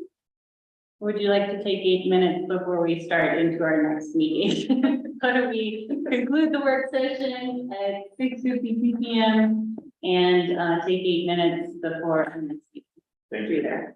Thanks, you guys. I'm gonna ride my bike over. I'll see you in a minute. Okay.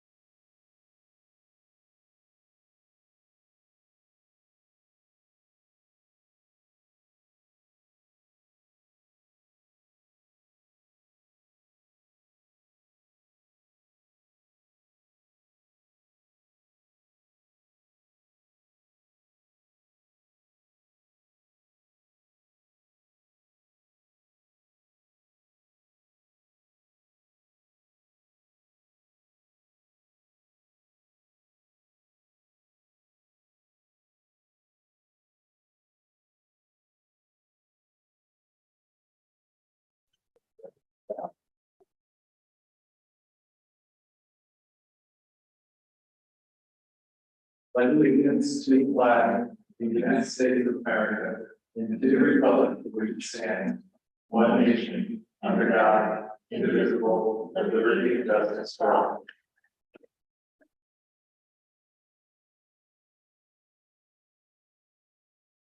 Good evening, everybody. Welcome to a regular meeting of the Silverton Board of Trustees. It is September 23rd, 2023. The time is 7:03 p.m. and I call this meeting to order. Roll call, please. Trustee Evans? Here. Trustee Franklin? Here. Trustee Harper? Here. Trustee Beerman? Here. Trustee George? Here. Trustee Berman? Here. Here. Do we have any staff or board revisions to this evening's agenda? Yes, the upcoming meeting dates are still September dates at the bottom of the agenda. Our next meeting will be on October 9th, 2023, starting at 5 p.m. with the county commissioners and then a regular meeting at 7. There was also a chamber meeting that I'm requesting to add to the committee reports.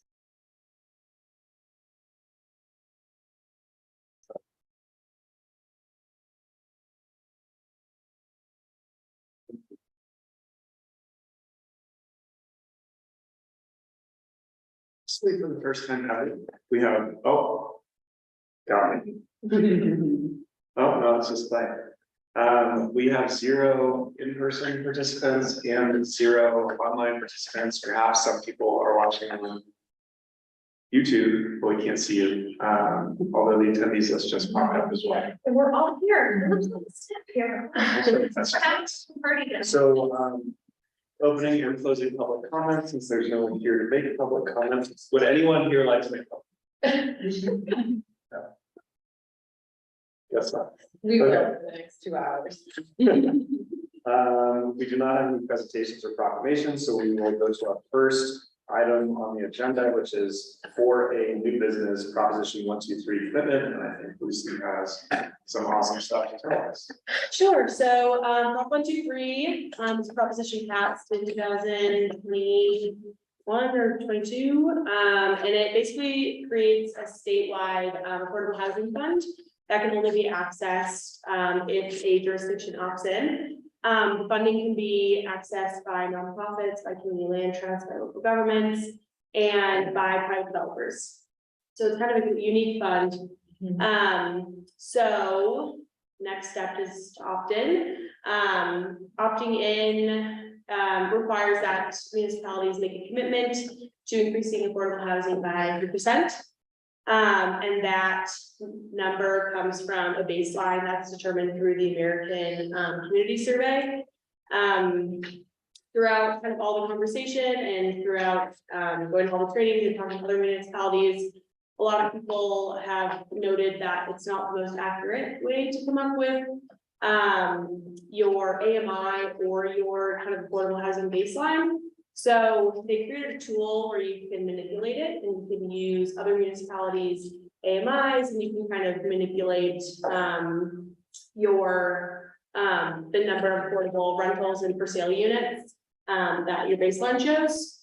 So that's what we did, and what we came up with most kind of the closest thing to what we see in this community, but without being under our AMI, which would exclude people, is what is in your memo. So the selected median income is about 88,000, and that is the cap for the income limit for home buyers. But that's for an individual, right? That's a household of 3. A household of 3. Okay.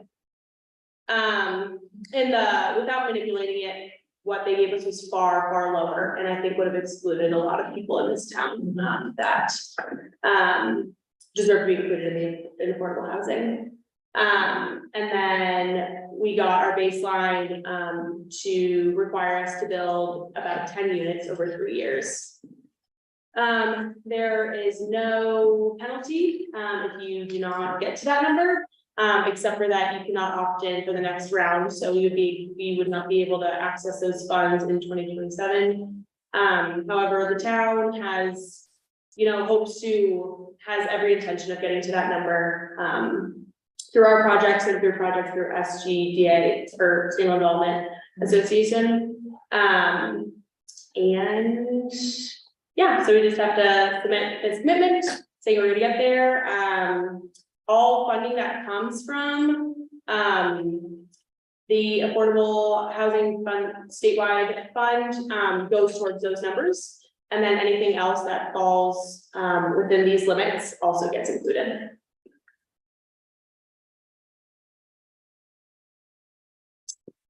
Any questions and thoughts? So you as staff feel fairly comfortable that you could meet that commitment? Yes, yeah. Doesn't seem like there's a penalty really. Because it's not eligible, so. Do you know what the like ballpark is for 3%, like how many it Yeah, so that'd be 3 units a year would be the goal, and then we would like 3 years, right? 3 units a year, and then 10 units, over 3 years. Which is supposed to equal 9% of our, a 9% increase in local affordable housing stock. Yeah, and to be honest, kind of what we did was we tried to get to the lowest number of units and to the highest number of median income, and this is kind of what we got. How is that 108 or 109? Because so it's based on the percentage, so we're saying today we have 108 or 109 affordable housing units, then we calculate 9% of that. Mhm. How did that 108, 109 number come about? Because I don't believe that we have. Have that many, Yeah. that's my question too. But Yeah. it seems like we could opt in, and if we did an actual study, Mhm. just like one Well, person, like our like housing walked needs around and did it. assessment, the study we had done. You're like, how many units of affordable housing we actually have? Probably like Yeah, that has. 30. Yeah, So how is that 108 or 109 number there, and why are we potentially bound by that if we don't get 10 units in the next 3 years? yeah, so that's that number comes from the American Community Survey. You could submit like your own numbers for trying to manipulate the AMI, but the affordable housing baseline numbers could only be, were only based on that, and then you can manipulate it. So basically what we did is we got data to show that there are no houses in town, for under 464,000, and so we're gonna submit that with our data to show that, you know, that is, Yeah. we're at 0. Yeah, we're at 0. And there's not really a way to show that we don't have a lot of rentals under this price. But in the tool, you can manipulate it to say that like inflation has increased the price of rentals, and that our for sale availability is a really low percentage. So we put that around 0. And so that is how we got these numbers to be lower. Because originally they were more like 17 for years. 17. 17 years. And that's a challenge every municipality is facing. Yeah, honestly, the tool that they gave us to try and figure this out has been contested by pretty much every municipality.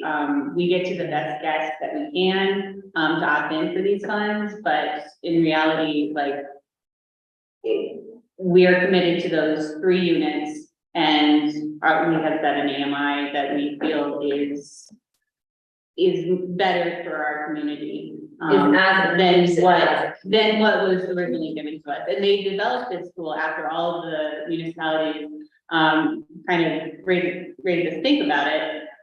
Back in June, everybody said, you know, this doesn't work for us, so they gave us this tool that we can kind of, like Lucy was saying, manipulate it so that it benefits our community. Mhm.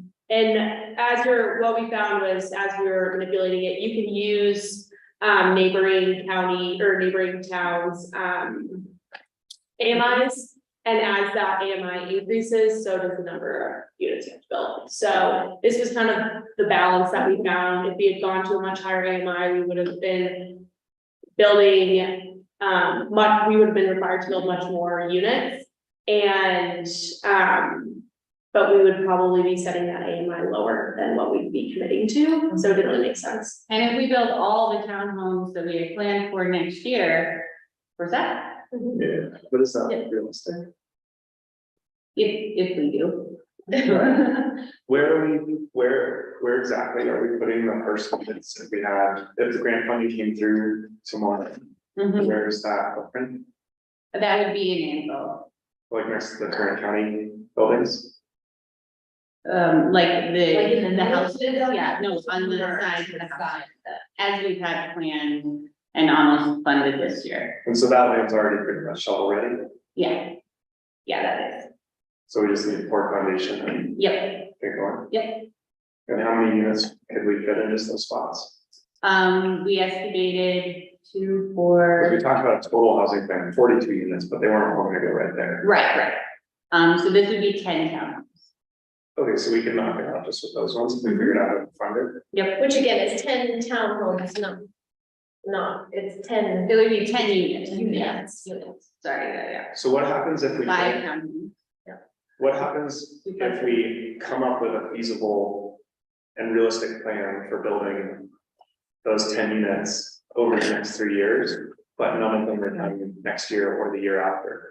Do we get kicked out because we didn't complete the intermediate milestones, or is the actual check-in at the end of 3 years? So at the end of 3 years, whatever is permitted counts towards that number. So the units don't technically need to be built, but as long as we have a permit for them, like a building permit. So they need to be, it needs to be. In progress, like there's things actually being constructed with materials. Right, and if we don't get to that number, then we cannot opt in for the next cycle, the first year. So we wouldn't be able to access any of the money for 2027. By the time 2028 came around, we'd be back in if we wanted to. Would it be possible, I'm fully in support of this and our objective of building the 10 homes and 14 apartments, but could we create a draft tax technical memo to include in the next meeting packet that has all those details we just talked about, so like what our minimum requirements are to not get kicked out of this, that like the intermediate goals don't matter, that we just need to have permits for at least 9 units by 2027 in order to not get kicked out of this program, so that in 2.5 years, when that board is thinking about this, trying to figure out what the issues are that they need to navigate, there's something that they can look back to easily. Yeah, so you just want information on the permits, I think. Just like minimum requirements, I think that's included. sort of, but it doesn't have, well, I mean, the questions we just asked were kind of like the gray areas, like what happens if we don't do year 1 and year 2 metrics, but we get year 3? And then hitting year 3 is just having the permits, not actually building them. And then is there a timeline after getting the permits in year 3 where they check back in and they're like, did you actually build? Well, I think those all too be kind of state mandated, so as we get into that 3-year mark, the state will be like, no, you're not allowed to do that, or you're allowed to do this, or you committed to this match. For sure. I don't know. I think Yeah. having an outline of those requirements in a meeting packet would be Well, helpful. it says here, the Division of Housing interprets this to mean that ultimately a demonstration of a 9% increase over the baseline at the end of the 3-year commitment period ending on December 2026 satisfies this requirement, even if a 3% increase may not be accounted for in a particular year during that time frame. Units qualify once they're permitted. I didn't know the answer to any of my questions by reading the memo. The memo was really helpful for the groundwork and creating a conversation. What I'm hoping for is like an outline that just lays out really specific frameworks so that those questions are easily answered in the future and we don't get, 2 years down the road and have a very confusing conversation about like, well, we're still waiting on the grant funding, but we could develop building plans that could get permits. We don't get kicked out. It's just right now it's clear, but I think looking back at it, it might be a lot clearer. I think it's like a very small amount of extra. So you want more information on permits and, Like, now that we've supported this, here are the things to keep in mind over the next 3 years. So you have 10 units In built, like, or 6 10 buildings permitted by. And I like the idea of including that the intent is that it is referring to those ones that we already have in mind, those 2 handle units down. okay, What sort of money are we talking about? Because it's, well, access to statewide affordable housing funds. so 40% of the funds is channeled through DOLA, Yeah. and that is for an affordable, homeownership program, a homelessness program, and a local planning capacity building development program. 60% of the funds is channeled through CHAPA. How much funding does this program have? Like, how much funding are we getting access to? What's in the bank? I don't know what the We don't total know funding yet. is. That's What's that? because, I Yeah, mean, if it's, you know, a couple of $1 million for the entire state, yeah. then, you know, I mean, we it's can still worth it. opt in, and there's no downside. I was sort of curious, like, is it gonna be, you know, is it gonna be $50 million in this pot, or is it gonna be $5 million in this pot? Yeah, But I guess, thanks, we'll just wait and see. I have one question on like, okay, so we have what we know we as the town want to do. And I think I understand that this is the right private developer, like we were working with a private developer to offer different incentives to build affordable units. Whether that looks like, you know, you build X number of affordable units and you can have 2 vacation rentals, or whatever we think about creatively in the future. With those kinds of units would apply to our required minimum as well, right? Yeah. So overall in town, how many units, whether the town built them, whether a private entity built them, whether I put one in the backyard, whatever, it's overall number. Yeah, it meets the state's definition of affordable housing and it meets our baseline restrictions, then it counts towards that number. No matter who built it. Right? That is, it's in your memo and it is keep in mind. As we go forward and calculate this and. Yeah, look at those deadlines. They funded robustly.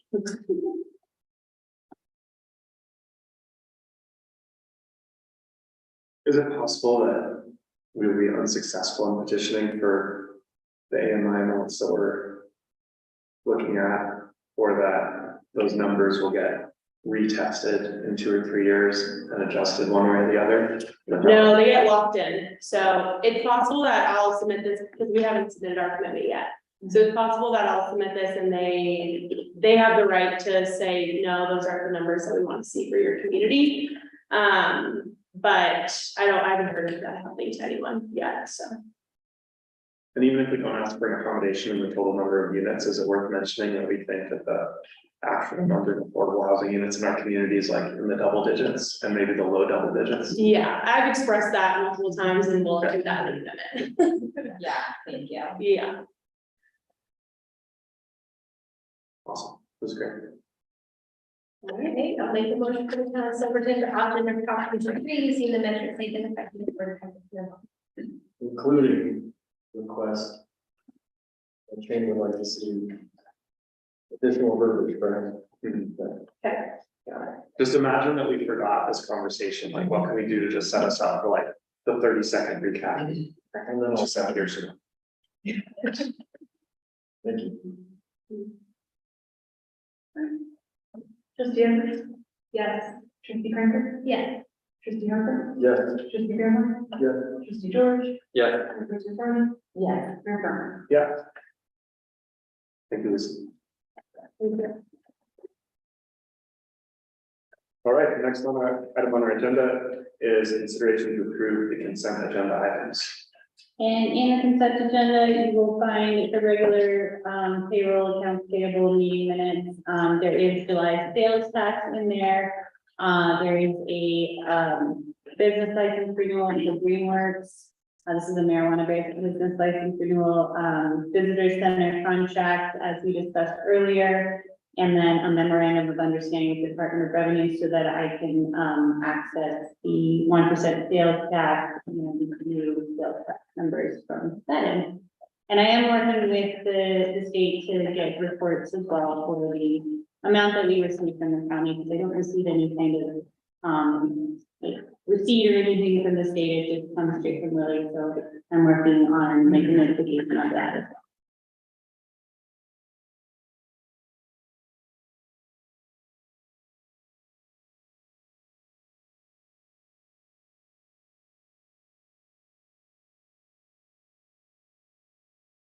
Hey, I'll make the motion to approve the consent agenda. Second. Thank you, roll call please. Trustee Evans? Yes. Trustee Cranker? Yes. Trustee Harper? Yes. Trustee Fairmont? Yes. George? Yeah. Member Thorne? Yes. Mayor Burton? Yeah. Thank you very much. Right, and then we have staff reports. All right, so we have hired a deputy clerk, Anna Mendelowski, Silverton local, who started today. We've also hired, Malcolm Kugel for the Kendall Lift manager position. So those two positions are filled. We are still hiring for a public works administrative coordinator, facilities park and rec director, and public works maintenance director. So all of that is still on the website. I will be going to the APA conference in Colorado Springs this week with community builders to present on our master plan while also accepting an award for our master plan. And then Nathan just has attended the Colorado State Internet Portal Authority one-day conference in Denver last week.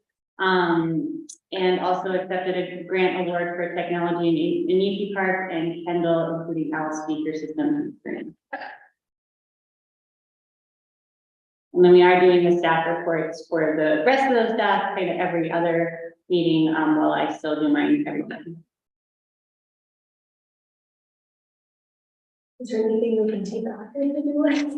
That's kind of what I wanted to bring up. I think at the top of your staff report, Gloria, it says that very directly, I am at max capacity. And to me, that is just that's a message to this board to say, I don't know if it's direction that the board gives to you that says, these are the 3 things that need to be prioritized, or if it's us giving you direction to say, hey, take the next 2 weeks, look at what's coming up and come back to us with, these are the things that are going to take priority, so that, just so you don't have so many balls in the air and so that you're not at max capacity. I mean, I think that's probably gonna feel like this. You also don't have a max staff right now, so I certainly recognize that as a component, and a certain element of that is uncontrollable, but I do really want to throw it out to this board. You know, toss about like what either framework works, but I think continuing at this pace it's just not healthy for you, which makes it not great for the community either. What works better for us to kind of evaluate and give direction to take certain things off, or for you to tell us like what your top 3 things are and then to just push everything else further away? Well, I feel like I'm working off of, policy direction that we've been setting for the last couple of years and taking any opportunity that has come our way. And it's buried me. And then just being short staffed right now is really the biggest part. Taking on the FDR position as well as helping out with clerk position has been a lot these last couple of weeks. So I wanted to alert you that I am treading water at this point, and trying to keep up with everything the best I can. So I think honestly, it would need to come from you of what you would prioritize to take off my plate, if anything. But just noticing like when we do get to areas of like, well, that should do that. I'm probably going to push back a little bit more than I have in the past. I will push back.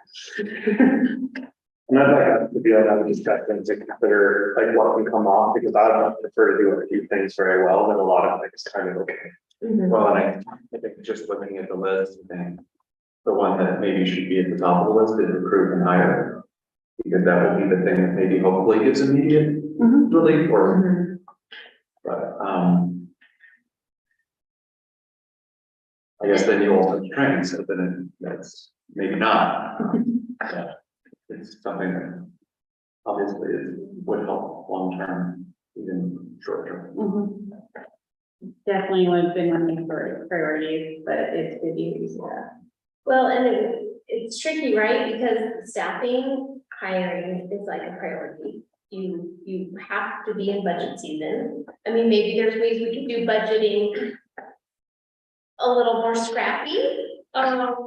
We don't need to do a budget town hall again this year. Like, people can get into the hall. You have graphs, you have people stuff, so more have their about maybe we don't do as much communication around the budget as we did last year.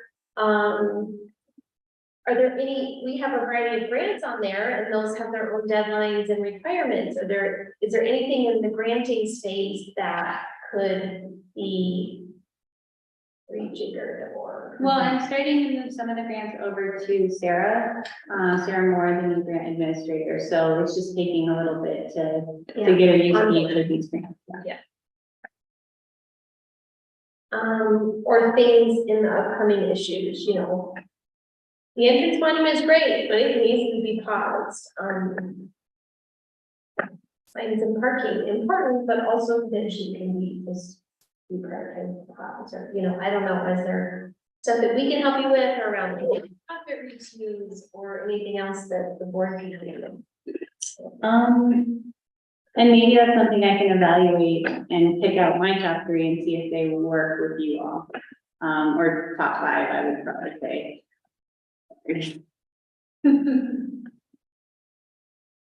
Yeah, I think juggling or being able to balance,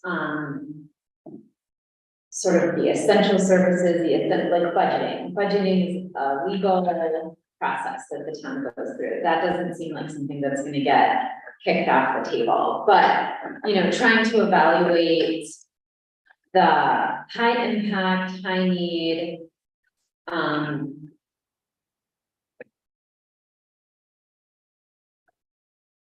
essential service for community versus like, maybe we have to let go of, you know, a grant, like maybe there isn't time to onboard Sarah for this grant, and we say, there isn't the capacity for this, and I guess I don't want to speak for the whole board, I really want us to have a whole discussion about how comfortable we are letting some of those opportunities go by, because I do see this as like a list of possibilities, a list of opportunities, and it's so hard to feel like we're passing up an opportunity, but I think if we reframe that in, it's not passing up an opportunity, it's allowing us to focus on and do something else really well here in the community, then that actually may facilitate opportunities in equal to or potentially greater than something that we have to pass up. So I just wanted to, I'm comfortable if it looks like we're passing up opportunities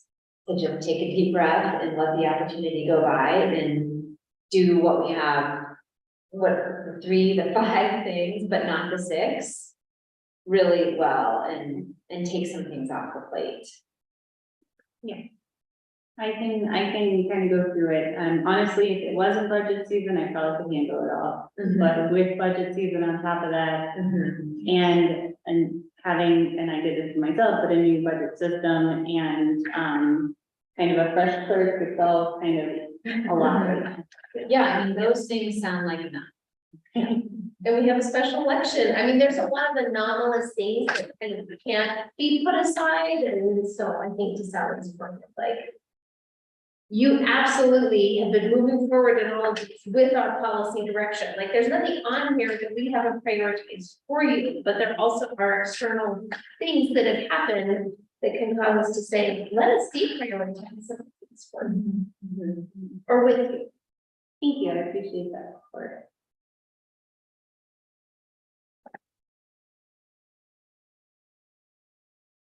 I'll send that to you guys in a trustee update. So just to add to your plate, can you give us a quick memo? What things you're taking off? Yes. Your trustee update.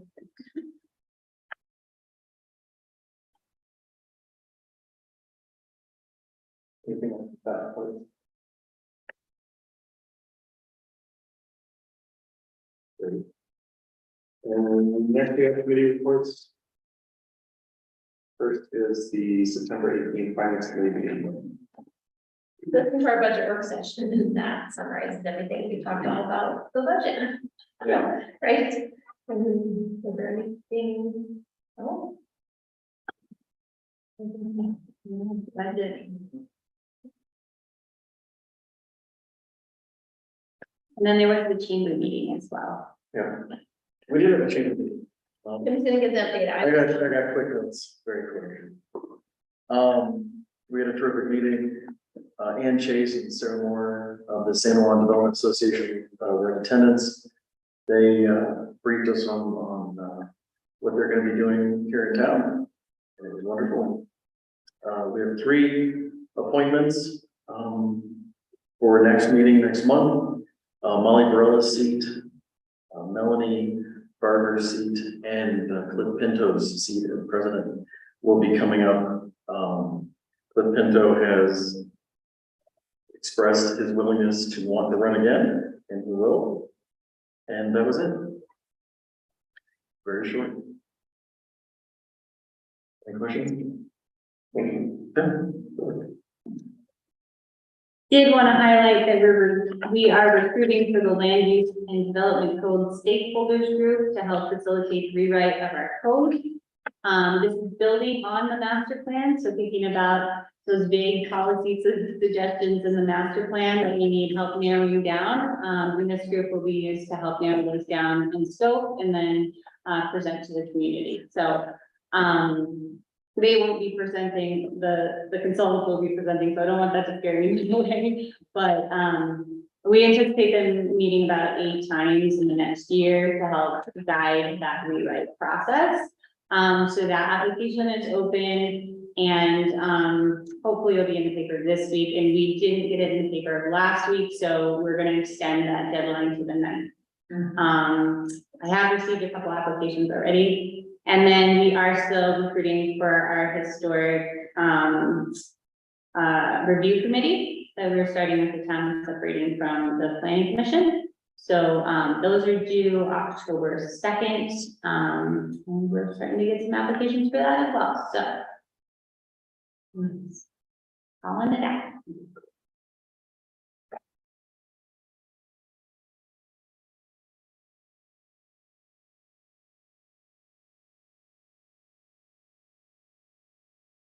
Okay, great.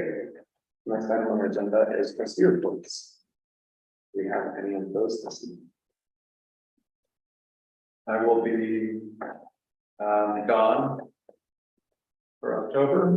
I'll be gone from the 9th to the 28th. I think I'll be able to attend the meeting. So.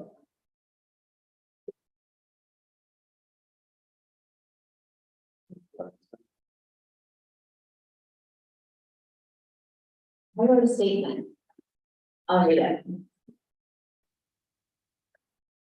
When I got home after our meeting 2 weeks ago, my husband Mike is finishing watching on YouTube and he looked at me perplexed. He was confused by my vote, my input in the discussion, and I thought, if he is confused, there are definitely others. Despite what may seem like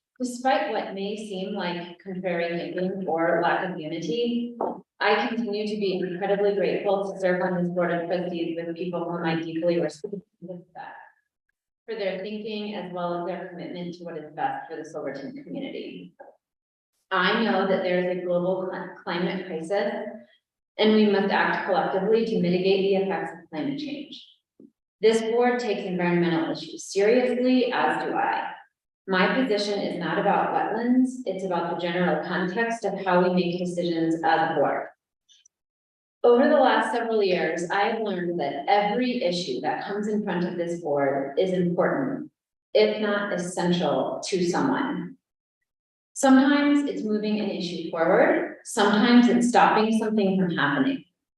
Either way, one of the accomplishments of this board that I am most proud is our efforts to ground our decisions, reactions, and goal setting in policy, code, and master planning.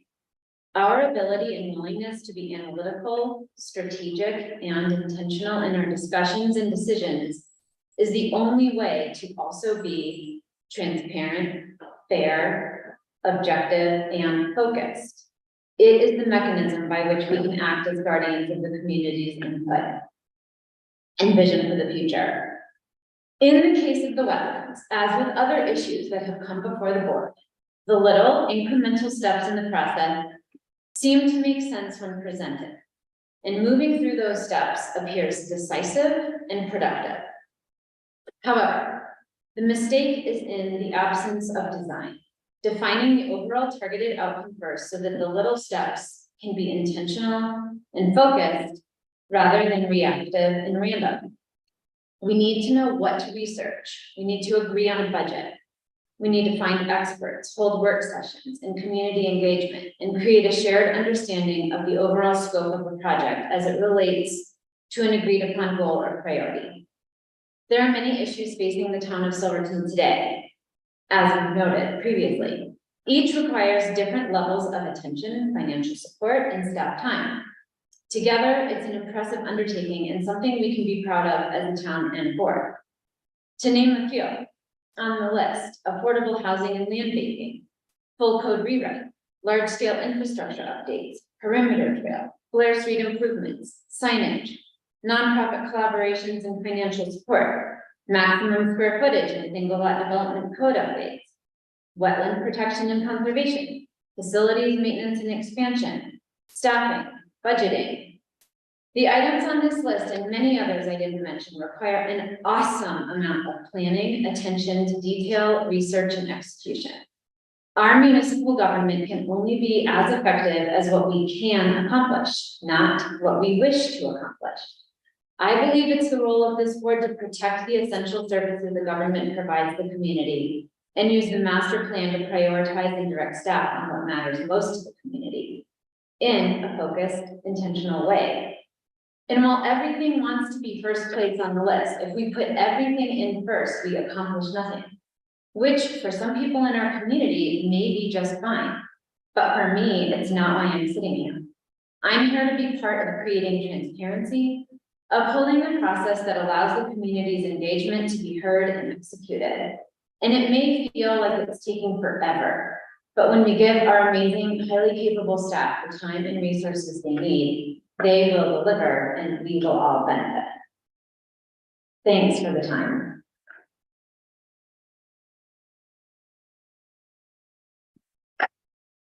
Thank you. Appreciate you guys.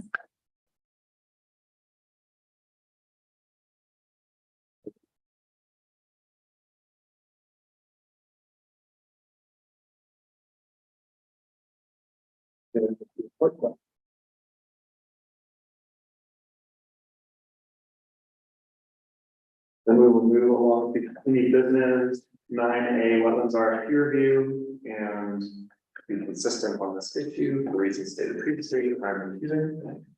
And then it's out. Okay, and I hand it over to Gloria. Sure, so at the September 11th meeting, we did not have a quorum to move the vote on the RFP proposals.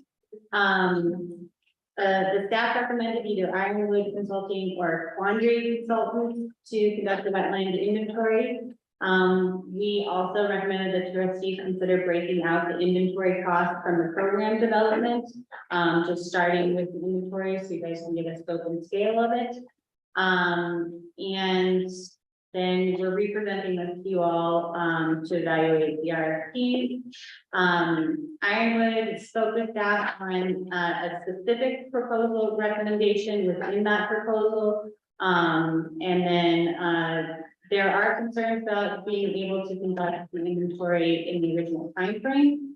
And it looks like at least for Ironwood, they would move out until June of 2024. And then Quandary just was an email exchange and they accepted that we wouldn't be reviewing it until today. So we didn't really have that kind of dialogue that we did with Ironwood. And then we have had some concerned citizens that if the wetlands inventory is conducted this late in the season, it might not be as accurate as identifying vegetation might already be dead. The citizen was also concerned that Quandary did not propose using the drone to help identify the sites.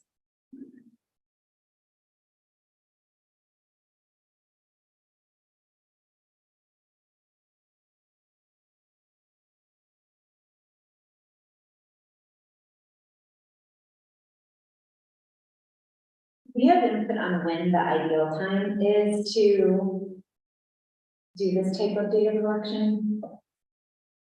Like in the ideal world. I think it's more of the spring and the summer when there's more, when the land is more wet and they can see that those soils and that vegetation. That's like the ideal conditions. And plans are living. Yeah, so now that it's cold and dry, it's hard specifically to get like a functional assessment to understand the quality of the wetland. And all of this, we are learning as we're going through this process, so, I know that's another monkey wrench to throw into everything. But I also want you to know all the facets that we, like, all the feedback that we've received to try and give you guys the best decision making.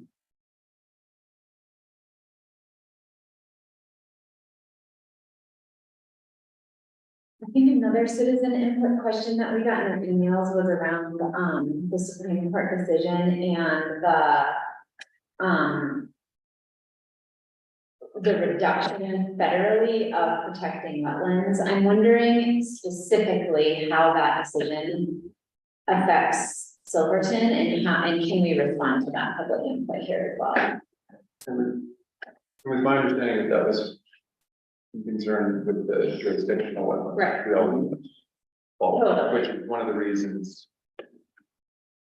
we, and certainly myself, wanted to start looking at non-jurisdictional wetlands because that volume was reduced and we were taking that into account, I thought previously. Right, but just to clarify for. Yeah, so that would affect jurisdictional wetlands. We don't follow those rules already anyway, but there's just fewer. Are we reducing, are our jurisdictional wetlands being reduced as a result of the Supreme Court decision?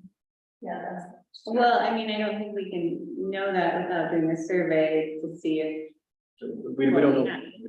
We don't know what we have until we know what we have, you know, so right now we have an applicant that's going through that put in for what.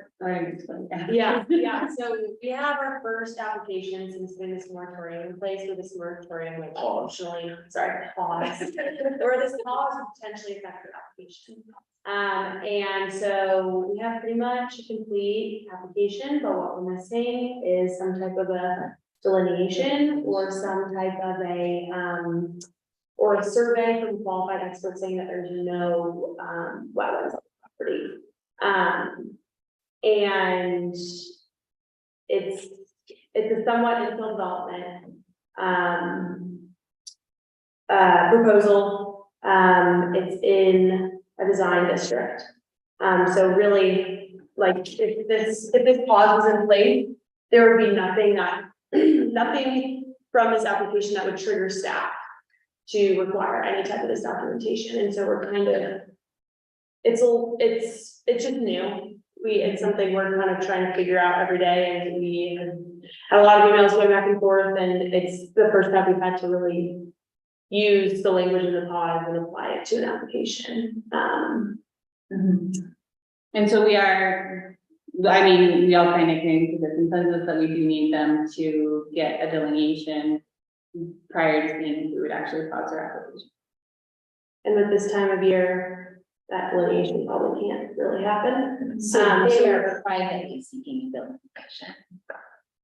No, we would require. Yeah, according But to like, not from the beginning of this RFP. Right, Yeah, from outside Yeah, outside of this delineation, we would ask them to hire someone privately to delineate their property. Correct. Yeah, great, okay, thank you. So this really is the final puzzle piece. Process. This. Well, Good. no, not really, because then you get the inventory, but then what do we do with it? Right, but we need to better understand, we need to know what the Right. piece looks like But this. in order to complete the puzzle. Mhm. That's what this does. Right? Maybe it's better to say the picture of the box. The bubble. Yep, there you go. Okay, Picture of the box. I've already completed the puzzle. Now I'm looking at the box. You're right. I don't know, I don't have a good. And according to our last meeting, we were all leaning towards quandary, is this correct? Are we still leaning that way? Are we going in a different direction? Nope, we don't know. I mean, now that, Ironwood gave us one of the proposals that they would use. And they said, And they had to do Mhm. finish date now. yeah, So that might take into account that they're going to be measuring in the spring, or they're gonna do all the measuring in the fall and right the. And I think measured in the spring. yeah, October complete database, October conduct ground. For depth truthing. based research. Yeah, and then October, oh, well, it would also include the drone map, wetlands, and then October would also assist applications for EPA RA grants. And then fall, complete draft, final recommendations for wetland protection program. Summer 2024, complete functional assessment of wetlands and short final wetland boundary mapping based on the drone maps that they received in the fall. And yeah, so looking into like spring, summer 2024 with Ironwood. But, And we don't know now if Andre's gonna need to do this. correct. I think the challenge or discouraging part for me is like, as I said, when we pass the pause is, I'd like to move out of it as quickly as possible because I think it's counter to some of our other values of making development more accessible in Silverton, so we can build the kind of units that we'd like to see built. And so I'm extending the RFP timeframe, to me, in my mind, unless my colleagues have a different thought, leads us to a place in which we likely will be extending pause on these types of applications, right? And so I think that's kind of a sticky point for me. I think, Jen, you're right, that it's a piece of the puzzle or it's the picture on the box. I'll continue to state publicly that even after this, for me personally, I am still going to be weighing, like, what is the value of certain types of preservation of land versus the cost to development in our community. And that this is a piece that may give us part of that information, but for me personally as a board member, it doesn't automatically lead into a certain policy decision per se. I would have to wait and see what the. Yeah, just because the inventories there, it's all restricted. Exactly. We want to learn a lot of pros and cons around the policy. Related to that, whether that's. So I do think it's hard for us to get to a productive policy without more information, but it means we're having to pay money for that. And so again, if we finally have a proposal, we have a budget in front of us. I like the idea of potentially separating out the actual program costs, and just getting the inventory. But again, what are we giving up in doing this? I mean, we have surplus in our budget potentially, but it also means we're doing this instead of something else. But I'm having a hard time still on how we move forward with this without taking this step.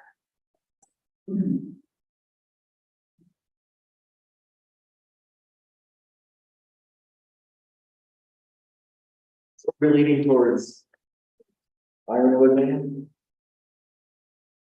Honestly, I don't know who we're leaning towards with this. Like that they have, I think a more realistic, schedule. I mean. And I think that that's something that we'll have to take into consideration because. We're gonna have to, no matter what, when we voted on the initial moratorium or pause, we do have to revisit that. Whether or not we accept somebody that goes in June or not, we're gonna have to decide whether or not the pause is going to continue until June as well.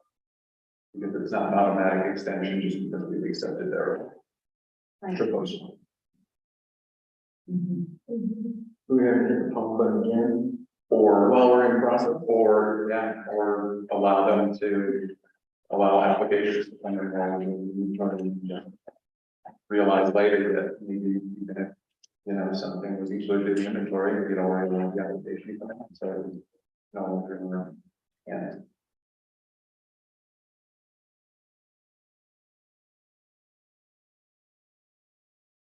I don't know, I would like to see the inventory done, I'd like to, yeah. Does, to me, it feels like Ireland is the most realistic timeline for our area. In October, you never know you're gonna get it.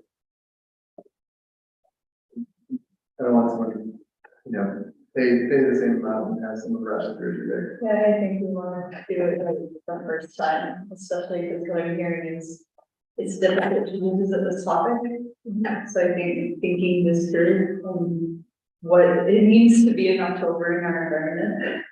I think that's an important consideration. And the quality of the project we're getting, if we're gonna pay for, I mean, I'm all about times, I've said this before, like sometimes good enough approaches are just that, they're good enough, and it's fine, you do a good enough job and you move forward, but if we're putting the money into it, I think getting a product that is a little bit more reliable could be useful. I think we don't quite know how Conjuring would adapt.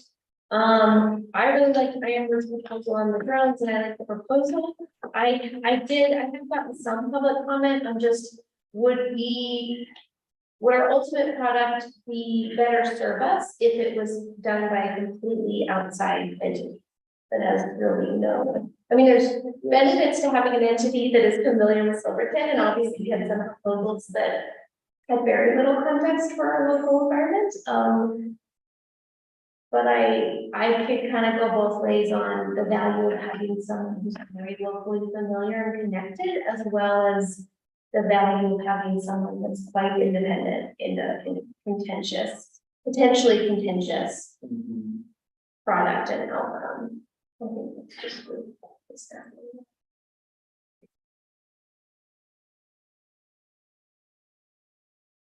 We have received those same comments as well, as far as being local versus being remote.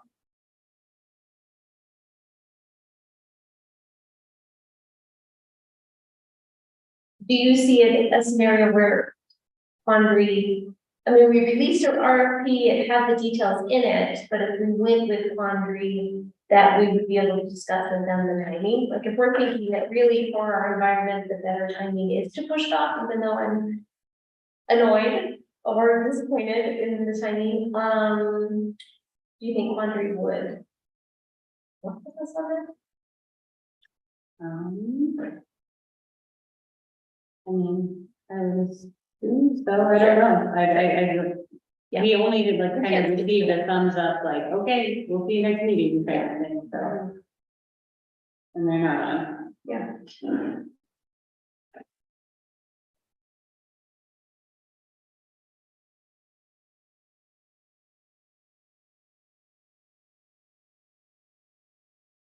If that's something you wanted, like, we could reach out to them if we are looking at extending the timeline anyways.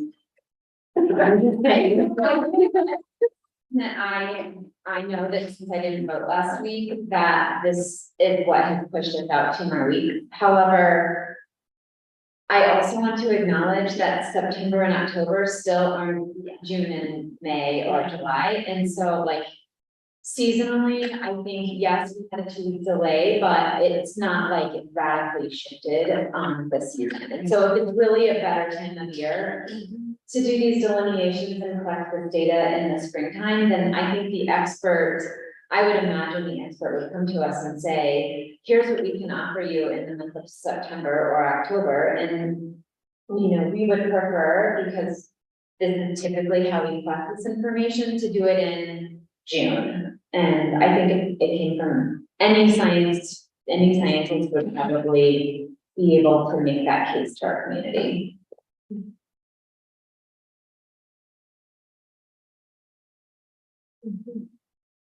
Is the suggestion of one of us a local? Yeah, so I would local, I mean, what do we mean by local?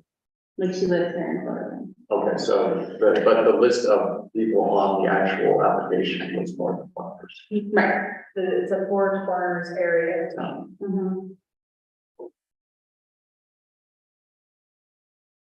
I think the comment I thought, and again, I know Emily, I think there's a lot of work happening there, but just the comment that if the public comment had been made from this entity, and so does that change the perspective of what the product is? That's the tricky part, not just does it change, but how does it affect the perception of people engaging with the work once it's complete? Exactly.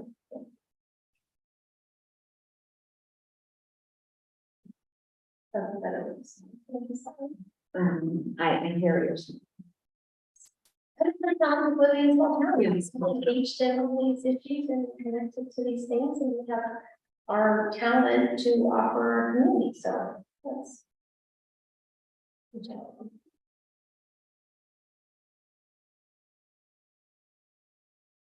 Yeah, I feel like if you were, that would be like a really big leap to assume someone can potentially be fired, but and like put their career on the line potentially for. Yeah, One, I think for me, contracts, decades long. I don't think she would act out of bias. yeah, No, I feel like I remember that same sort of questioning of when we hire local builders to do stuff and.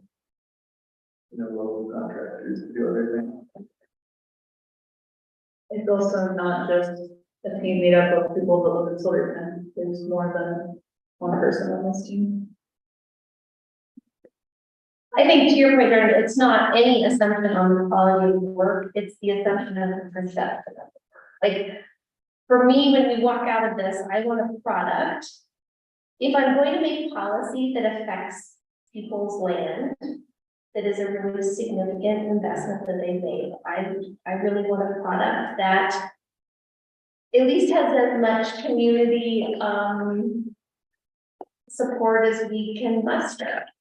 And so again, I think the quality would be very high from my personal perspective.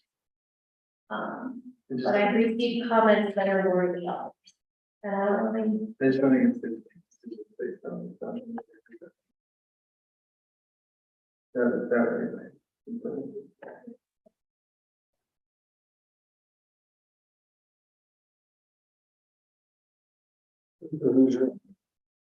I would lean towards Iron, this seem like the most realistic, well thought out plan compared to the other one. Laundry's not a bad option, it's out. But the timeline is like.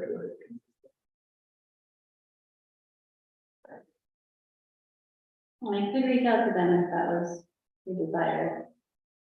Can I make one clarifying note too, that, from the information I received from Ironwood, that they can still do, they believe that they can do all of the delineation this fall, the functional assessments that they want to do in the spring and in the summer, and that's based on the recommendation they made of, going within EAI functional assessment. So that would require them to do the functional assessment, so that's part of the reason why they want to push that off, is because of their approach. And compatibility, you know, comfortable with them. No.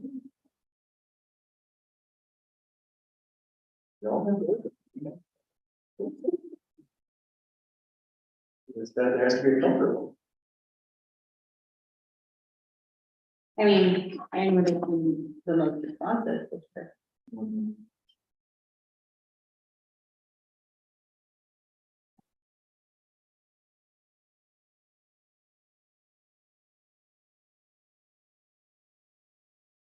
Okay, so what are the options for tonight? Well. Are you ready? I would recommend in your options to break out that, inventory. And then do program development. If that's being, like, I think it was more of an assumption in the RFP, so. That those would be I Right, think that was also maybe that was last. yes, Make sure that they were. they broke them out in their proposals, and like, if we do move forward with one of them, if we could just start with the inventory. so to clarify, what you're saying in that regard is that if we were awarding an RFP tonight, we would be awarding it for the inventory and functional assessment. Not full. That would be my recommendation. And then that will lead us ultimately to, That way you guys will have a map finally of the scope and scale, and then you can decide if you'd like to protect them, or if, you know, if it's warranted for a full protection program, or, you know, there's other things we can do. Yeah, figure that out in the interim. that's. Your question?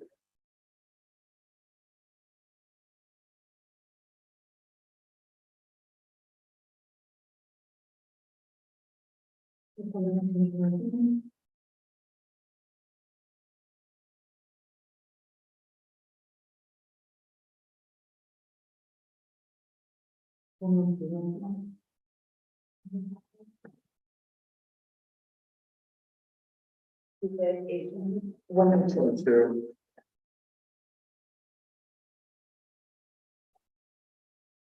So the motion would be to accept Ironwood Consulting and direct staff on the funding mechanism.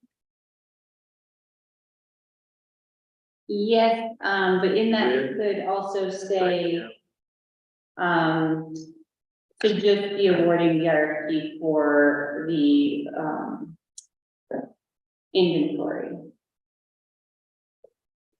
And not the program. Inventory. So moved. Yeah. Maybe we should have like this, that's clear enough. Clear enough. So that was a motion to accept Ironwood Consulting for the inventory, for the wetland inventory. And to direct staff on the funding mechanism. So we've done that with what you had said. With glorious addition, That was the, yeah, for just the wetland. just the, correct. Okay, so that's a motion from Jordan. Second. Roll call, please. Thank you for your patience. Trustee Evans? Yes. Trustee Franklin? Yeah. Trustee Harper? Yes. Trustee Graham? Yeah. Trustee George? Yeah. Trustee Martin? I'll abstain as well this week, yeah. For the same reason as last week.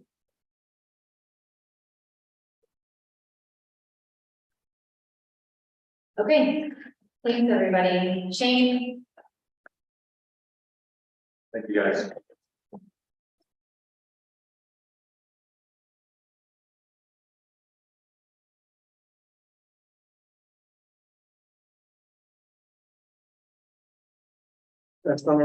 Next item on our agenda is 9B, OHD special election, October 3rd update.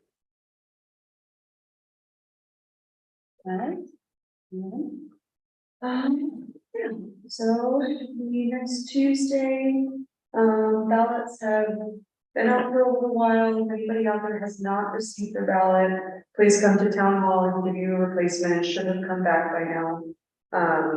All of the ballots, majority went into the mail on the 11th, so if they are not back, please come see me. Does anybody have any specific questions? I have a question just from someone in the community on the judges, and can you just clarify, maybe Clayton has the answer to this, on having Nathan serve as a judge and a town employee? Yes, that is actually an excellent question. Clayton, do you think you could? I don't believe there is, but if you can clarify for us. Yeah. Yeah. I'll let him confirm.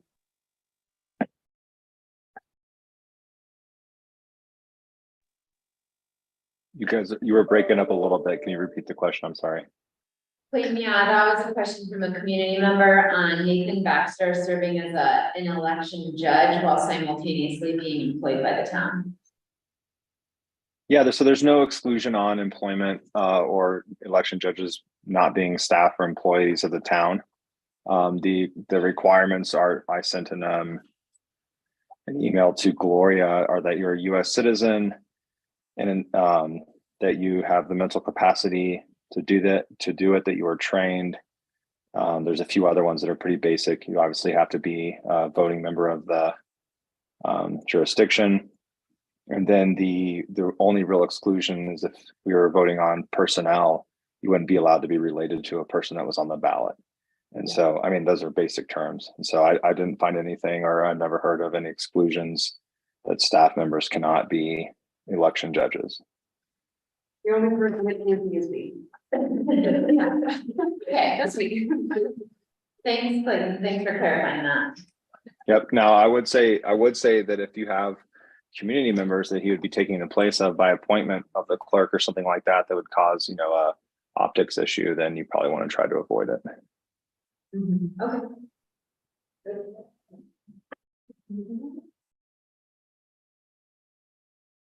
Next Tuesday. Even though Monday is a holiday, town hall will be open for ballot drop off. I also know that there have been a handful of people that have dropped their ballots at the county. We know about it. Gloria went to put a sign on the box, and I will go over there the morning of the 3rd and go collect whatever ballots are in the box, and probably do another sweep in the afternoon just to make sure they're on the ballot. It's a beautiful ballot box. Okay, very, very. The sign is now blocking, if you're trying to put it in the box, I cannot let it put ballot in my box.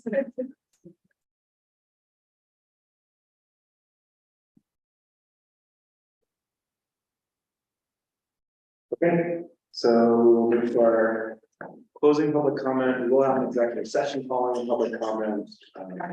Describe that more after our public comment. So we start with in-person comments and then we move to Zoom comments. Does anyone in person have a public comment? If you're on Zoom and you'd like to make a public comment, please click the raise hand button.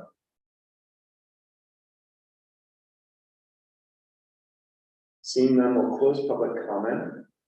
And we're now going to consider a motion to enter executive session. For anyone who's been watching, if you would please voluntarily leave. This is a closed portion of the meeting if the motion passes. And then following the executive session, we will reopen the public meeting for the sole purpose of adjournment. So thank you all for joining us tonight. And we'll see you at the next one. Hey. We'll find it out at Bye, Lucy.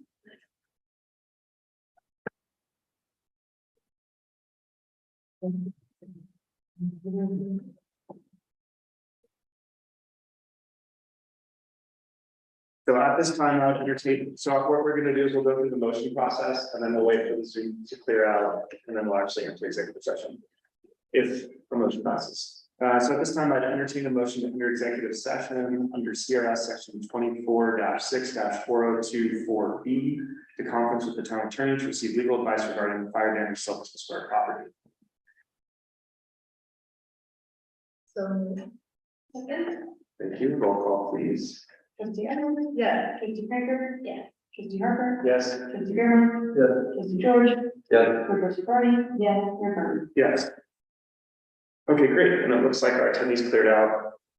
So if you want to lock the meeting, stop recording, and do two, but let's start the new one.